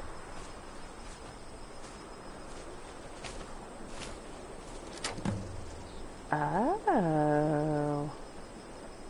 Okay, well that's what you were missing. You should have read the book before you came here. Sucks to be you, but now where the fuck did he go? Okay, no, these couriers can't be human. I swear to the gods they can't be human. They have to be something supernatural.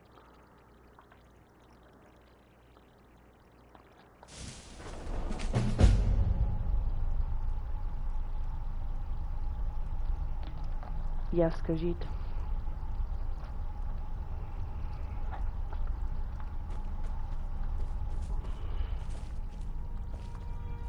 Okay, we got beds. We've got books. And it looks like we've got ourselves a new home in the swamp.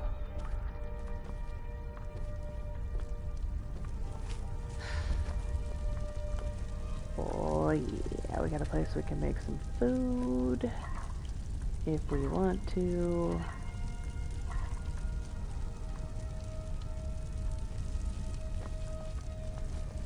Okay, do we have anything useful?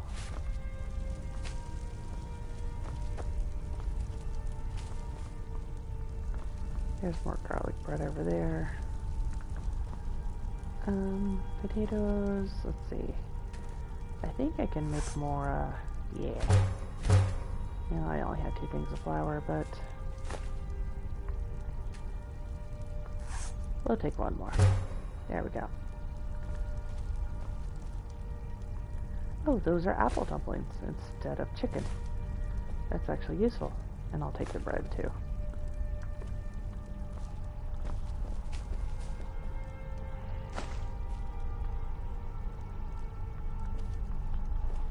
Alright, and I think this is the bed we can sleep in if we want to. Got a place to store stuff. I got some firewood if I need it. We got this little magical room over here, whatever it is. Probably can store some of the stuff here that I'm not. Oh. Oh. We got a nice little magical place going. I found a place I can plant stuff.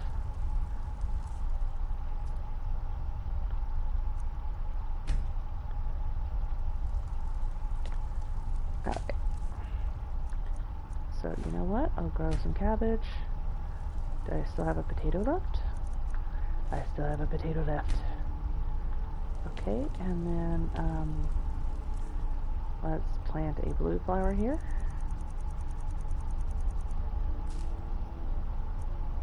Okay, and let's plant one of these.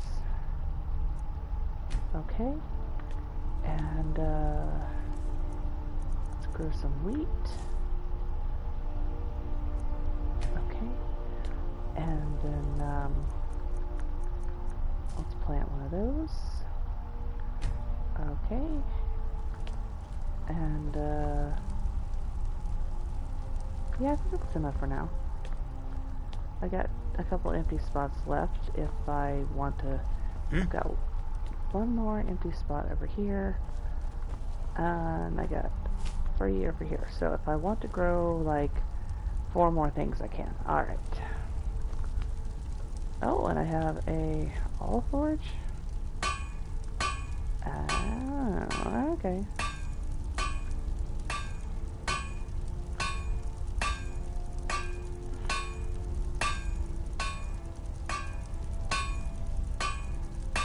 so does this do...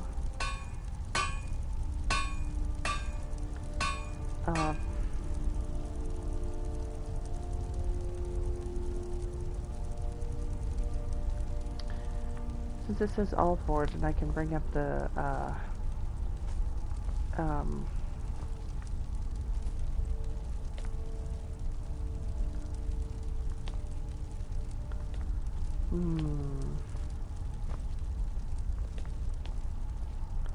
I don't have any ore on me, I can't test it out.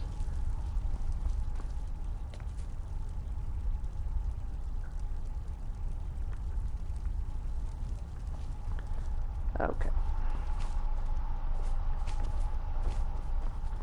Well, I have an alchemy lab, and I have... Okay, restore health potion recipe. What does it say? Blue dartwing and charred skeever hide. I'm good. But those are also alternatives, if I happen to come across them. Okay. And then I have an alchemy lab here, if I need it.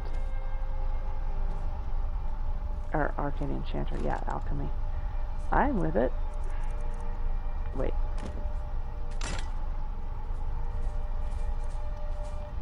Yep. Yep. And yep. Nice. Fuck you, Astrid, and fuck your blade. You have been removed from existence. Okay, store that, store that, that, and that, and that. Where the hell did that, oh, I know where that came from, never mind.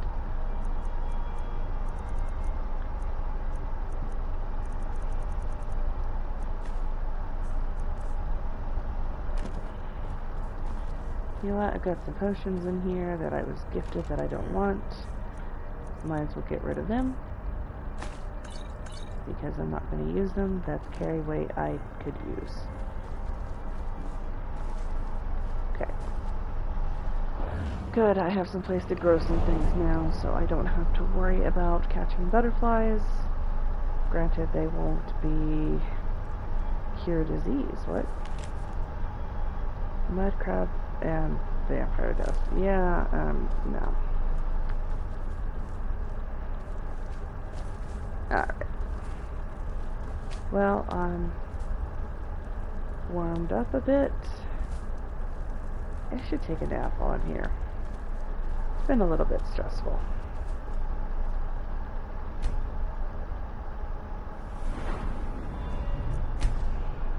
No.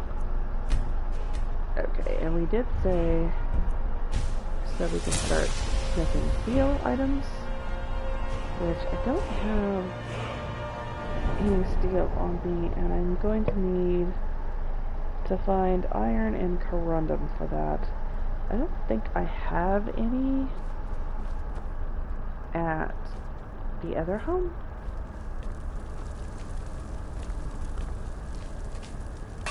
So I'm gonna have to find some.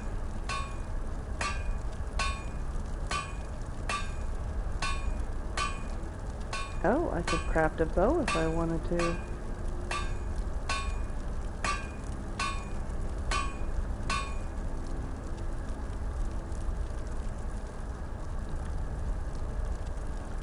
Steel axe blade, steel battle axe.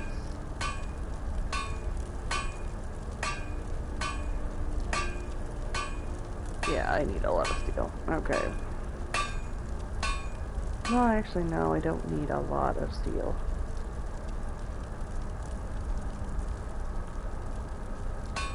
Because I'm just gonna make the dagger and the war axe. So it shouldn't be that bad.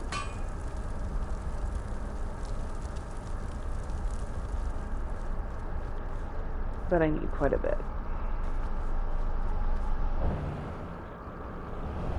Then again, I suppose I could always go borrow some from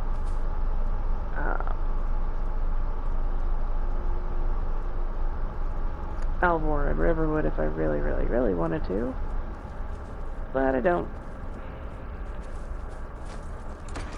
we'll see.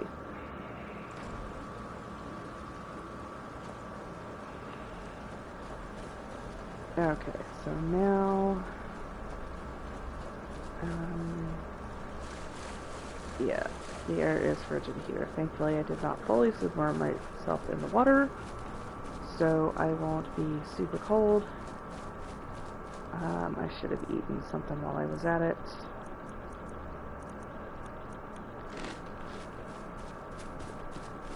But the city is over here. We might as well go ahead and mark Marthal on our map.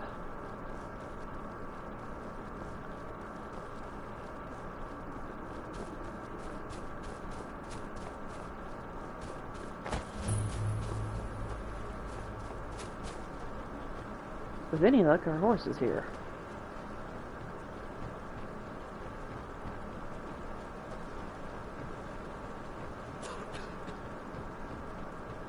Somewhere. What's the Jarl going to do about it? Do about what? How are we supposed to feel safe in our own homes? Please, enough already. I have told Ygritte of your concerns. She'll look after you all. Please, go about your business. We've no need for wizards in our midst. Morthal has enough problems as it is. It's no use. Let's get back to it then. What?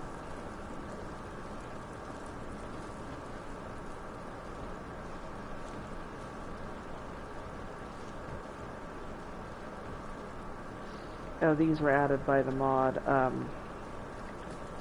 Basically, places you can sell your stuff, if you wanted to. Well, aren't you the pretty one? I bet all the men chase after you. Yeah, she's wearing the same thing Susanna was, but she just doesn't quite have the same shape to her. The people here work so hard, and they never allow themselves a moment of fun. It's such a pity. It won't last forever, though.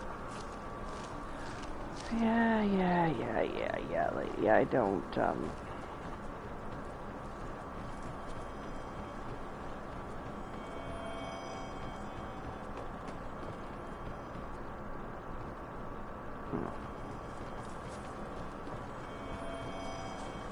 I guess this is the end. These people here. are like cattle. All they do is work, sleep, and eat.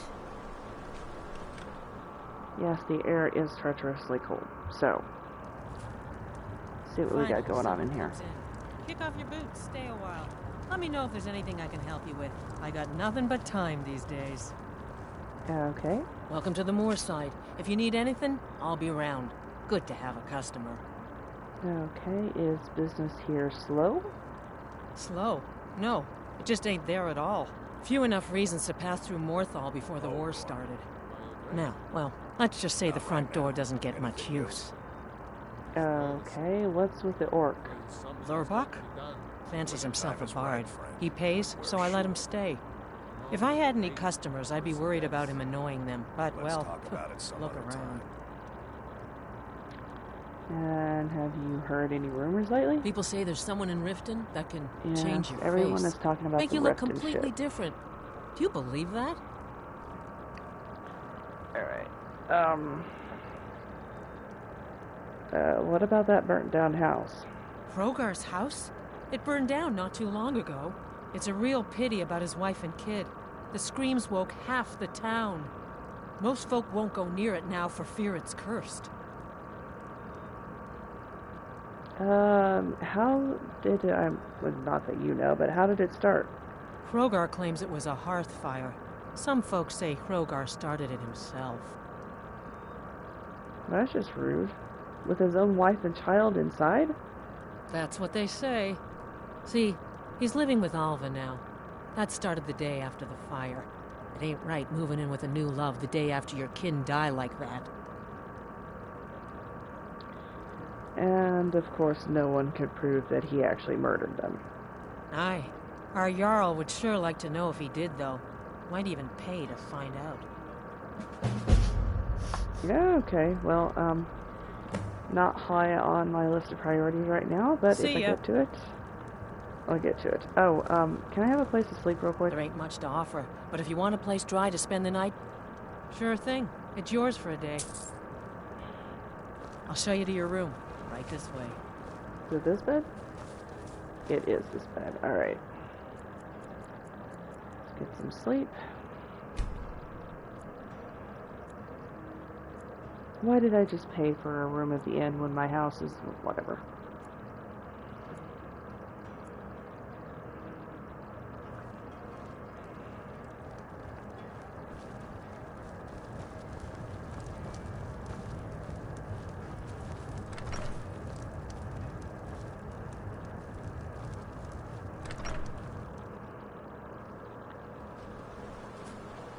Morthal used to be a quiet place, but then the world used to make sense. Please don't mind Yorick. He's not mad. Really, he's not. Who? I haven't Mother's gift. Not quite. But I've seen things. Someday I'll be Jarl. Mother reminds me often. I hope I can help the people of Morthal the way she has. You ask me, we'd be better Oh, off wait, without you. that. Heard they're reforming the Dawn Guard. Vampire hunters or something in the old fort near Riften. Might consider joining up myself. Whatever. I killed Astrid. You did what? By the gods, you're serious. You'd better report this to Commander Merrill right away. He's at the Penitus Oculatus outpost, up in Dragon Bridge. Yeah. Mm-hmm.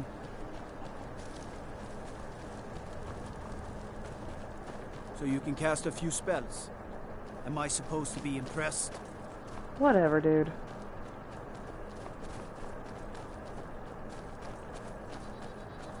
How about you have a glass of shut the fuck up?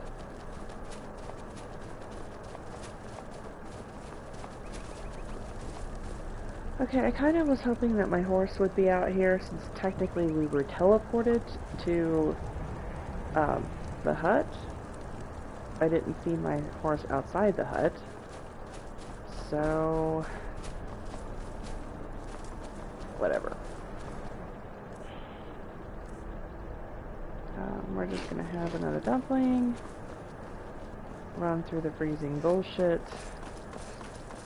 And, go to Dragon Bridge.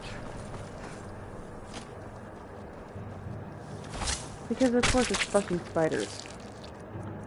Oh, no wonder he was bitching at me. Wait, did you just... oh.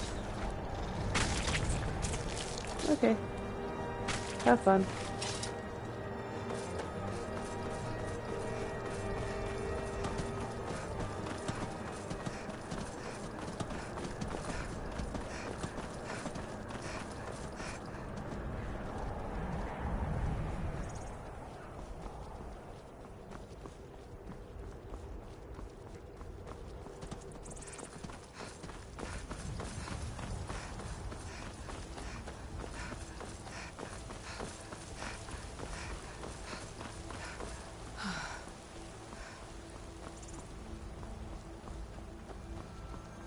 Okay.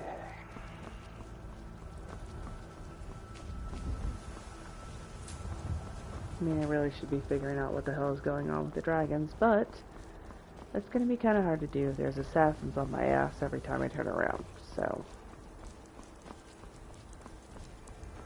Oh great, it's cold and it's raining. Thank you.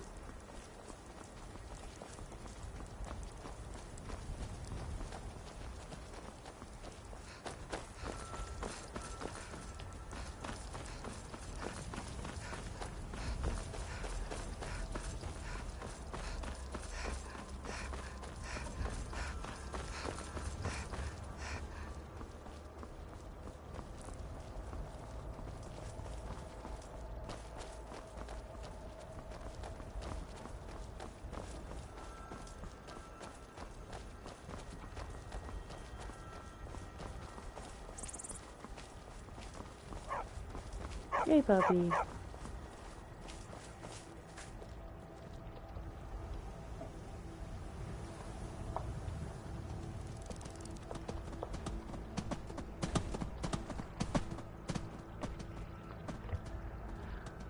Okay. Where'd you go, puppy? Come here, Pupperino.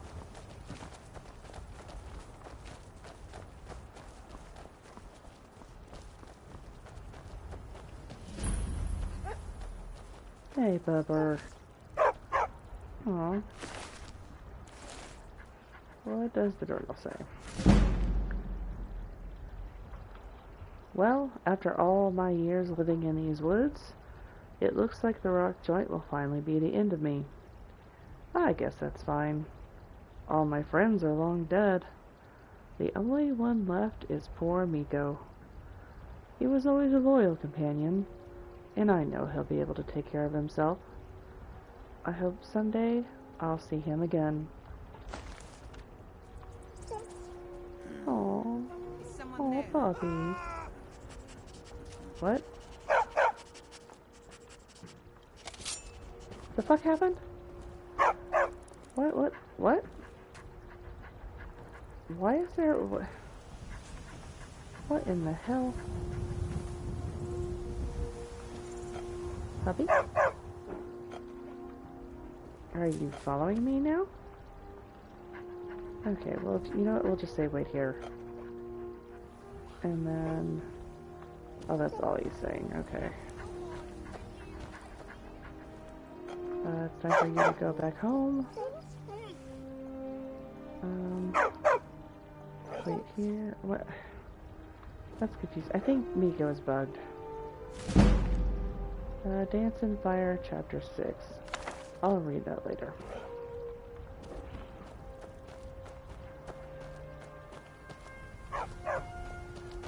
Oh, maybe I can't have Miko because of the rabbit?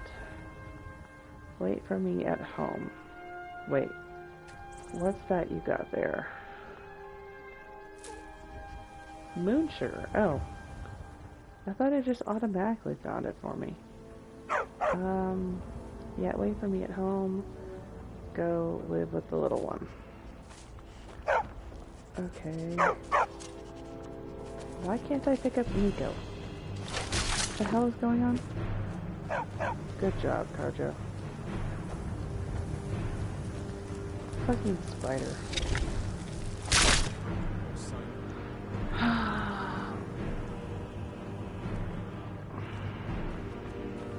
Yeah, I wonder if the mod knocked him out.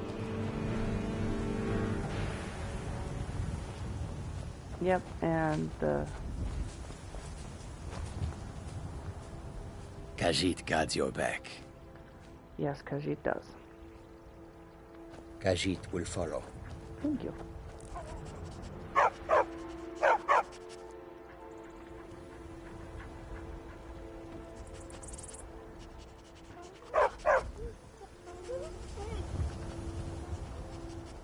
Your pet heads back home. Wait here. Are you kidding me? Can't take Nico as a... Okay. I'm sorry. Can't take Nico as a follower.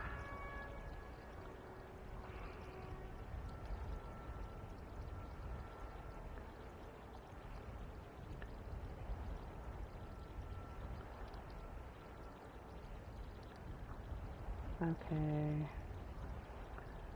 One animal. Yeah, I should be able to have Carjo and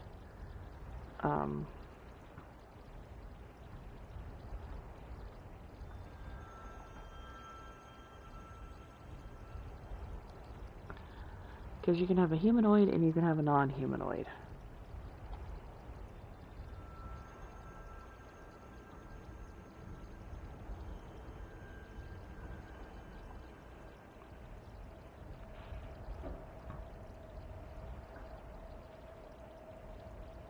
No, that's not what I'm looking for.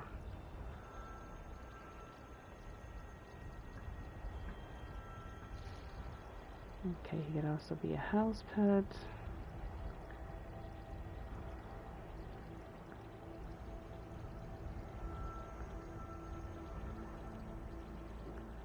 Okay, you know what? Maybe I shouldn't have read the journal first.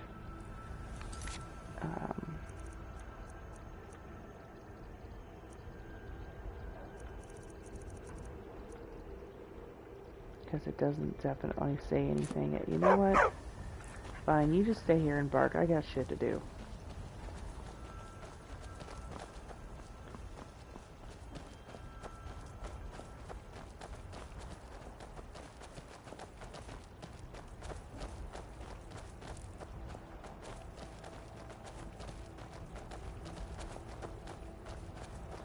I gotta find the fucking road again.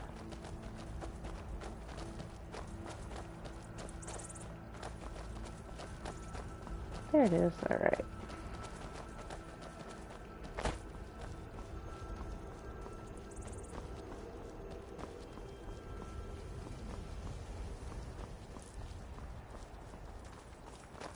Yep, he's definitely not following me.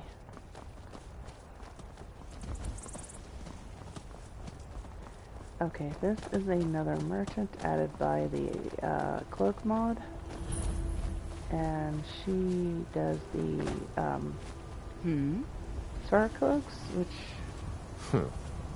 I don't really like because I'm technically already wearing a fur cloak with the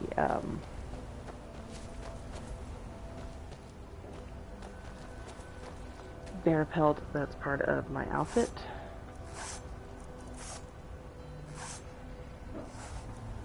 Oh, now the bags show up. Why weren't they showing up in Whiterun?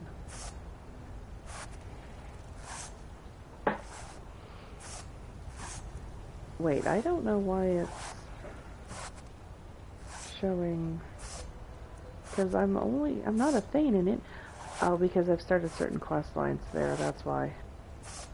Fortifies Magicka, fortify your two-handed, vampire damage resistance. Now see, they actually are kind of useful, but I don't have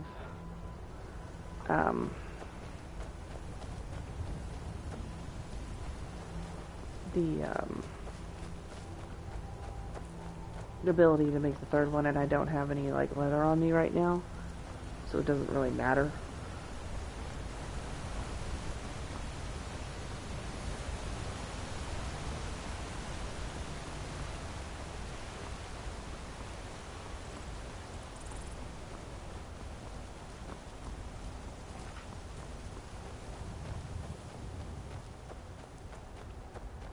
I knew I could make others, but it is what it is. I already have the backpack, it doesn't really matter.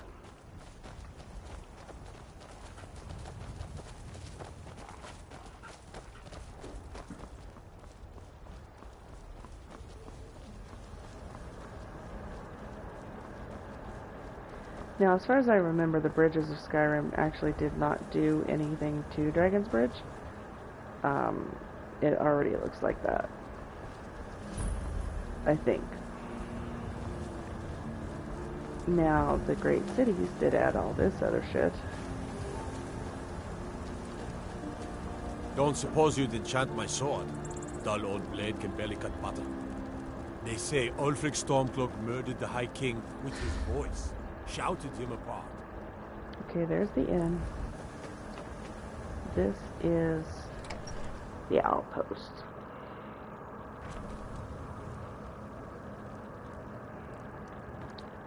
And this is Captain Asshole. Yes? Need something? A guard sent me, I killed Astrid. The leader of the Dark Brotherhood? You mean Astrid? Yes. Dead? And this is no jest? No. Ha! This is a stroke of good fortune. Long have I watched the Dark Brotherhood's movement, waiting for the time to strike. That time is now. My agents have recently acquired the passphrase to their sanctuary. It is, silence my brother. Every assassin in that hole must be put down. You, my friend, you've slain their leader. This honor should be yours. Do this, and you will be rewarded most handsomely. Yeah, the reward actually sucks. I'm not doing it for the money, though. I'm doing it because the bastards made the mistake of trying to kill me. So, let's go pop into the inn here. If you say so. Who are you? No, I think you're a mod.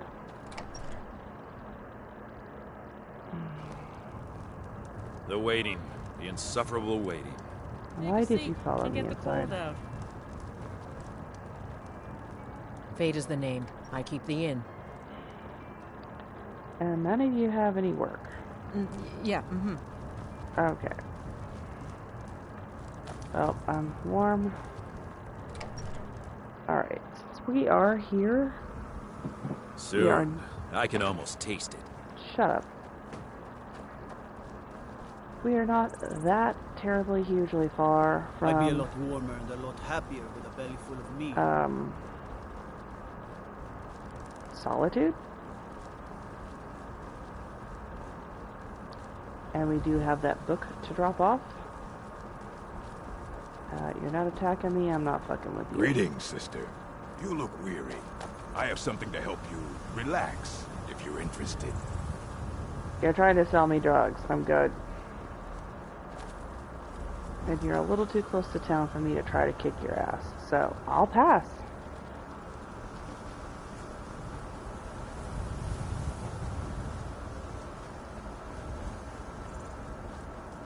Okay, and Meridia's temple is right there. Not quite in the mood to deal with that jackass right now.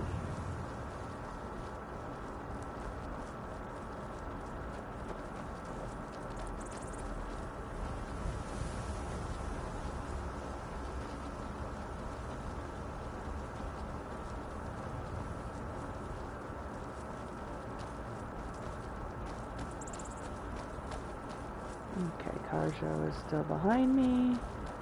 I feel kind of sad I don't have my rabbit anymore, but I can always pick him back up later. Or Lucia, Luca, whatever the fuck her name is. She can keep her as a pet, maybe. That would be fine.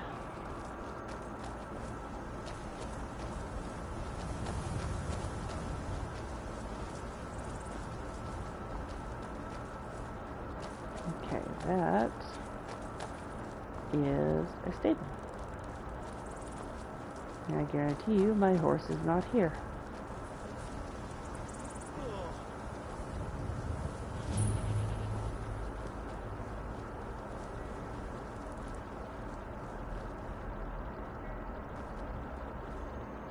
The hell?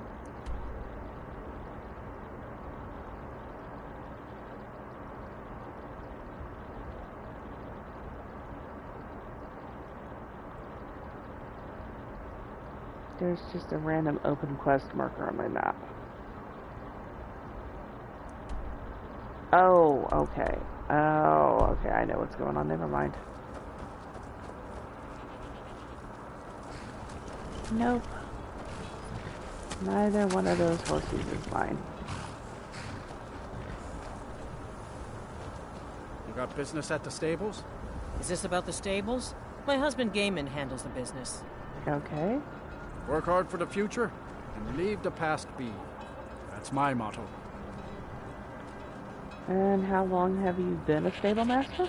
Been about 8 years now. I used to be a mercenary, but one trip to Ravenscar Hollow assured me of that. There's hag ravens in that cave with talons like daggers to open your bowels quick as you wink if you let them get close. A creature like that'll make a man think long and hard about what he wants out of life. If you're heading up to Solitude, you should stop to check out the view on the way. It's a good one. We could always use help picking crops if you need a few extra coins. Okay. All right, then. I'd rather not, though, because the food I have on me, I need to make food with. So. But if you're doing a rags to riches and want honest gold for honest work, so you can have a place to sleep at the inn, or something like that, then yeah, that's good to do.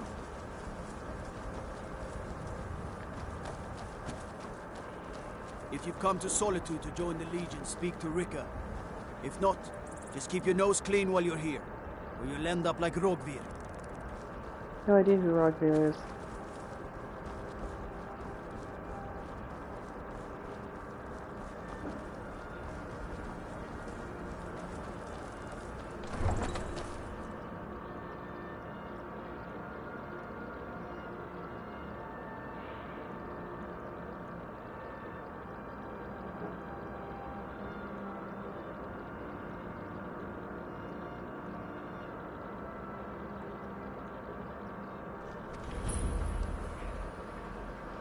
They can't hurt Uncle Rogvir. Tell them he didn't do it. Positions. Svar, you need to go home.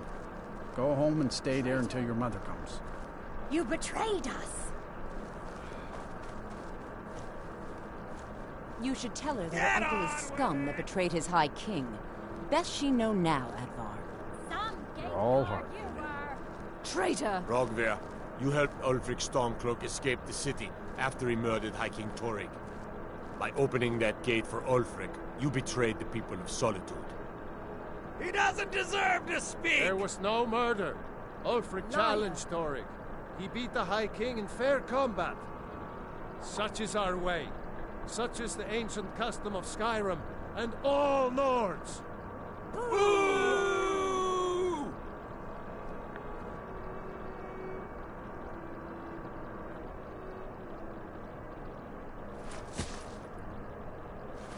On this day, I go to Sovngarde. Ick.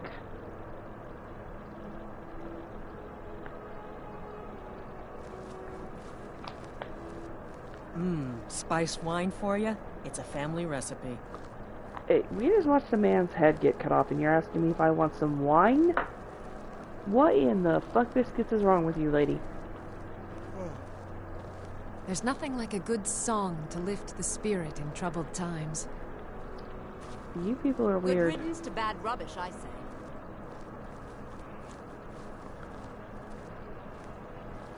Do you have thoughts, Khajiit? I expected more. If anyone sneaks up on us, I'll smell them coming. Or I might not. We will see. We follow. Fair enough. I'm a little busy at the moment. I've got all sorts of errands to run. Well, good for you. Like, oh my god. Let me deliver his book while I'm here.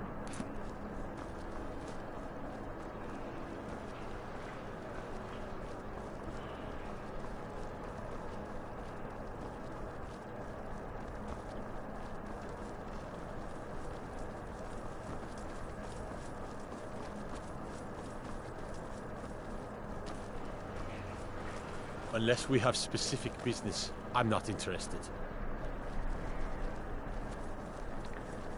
Whatever, dude.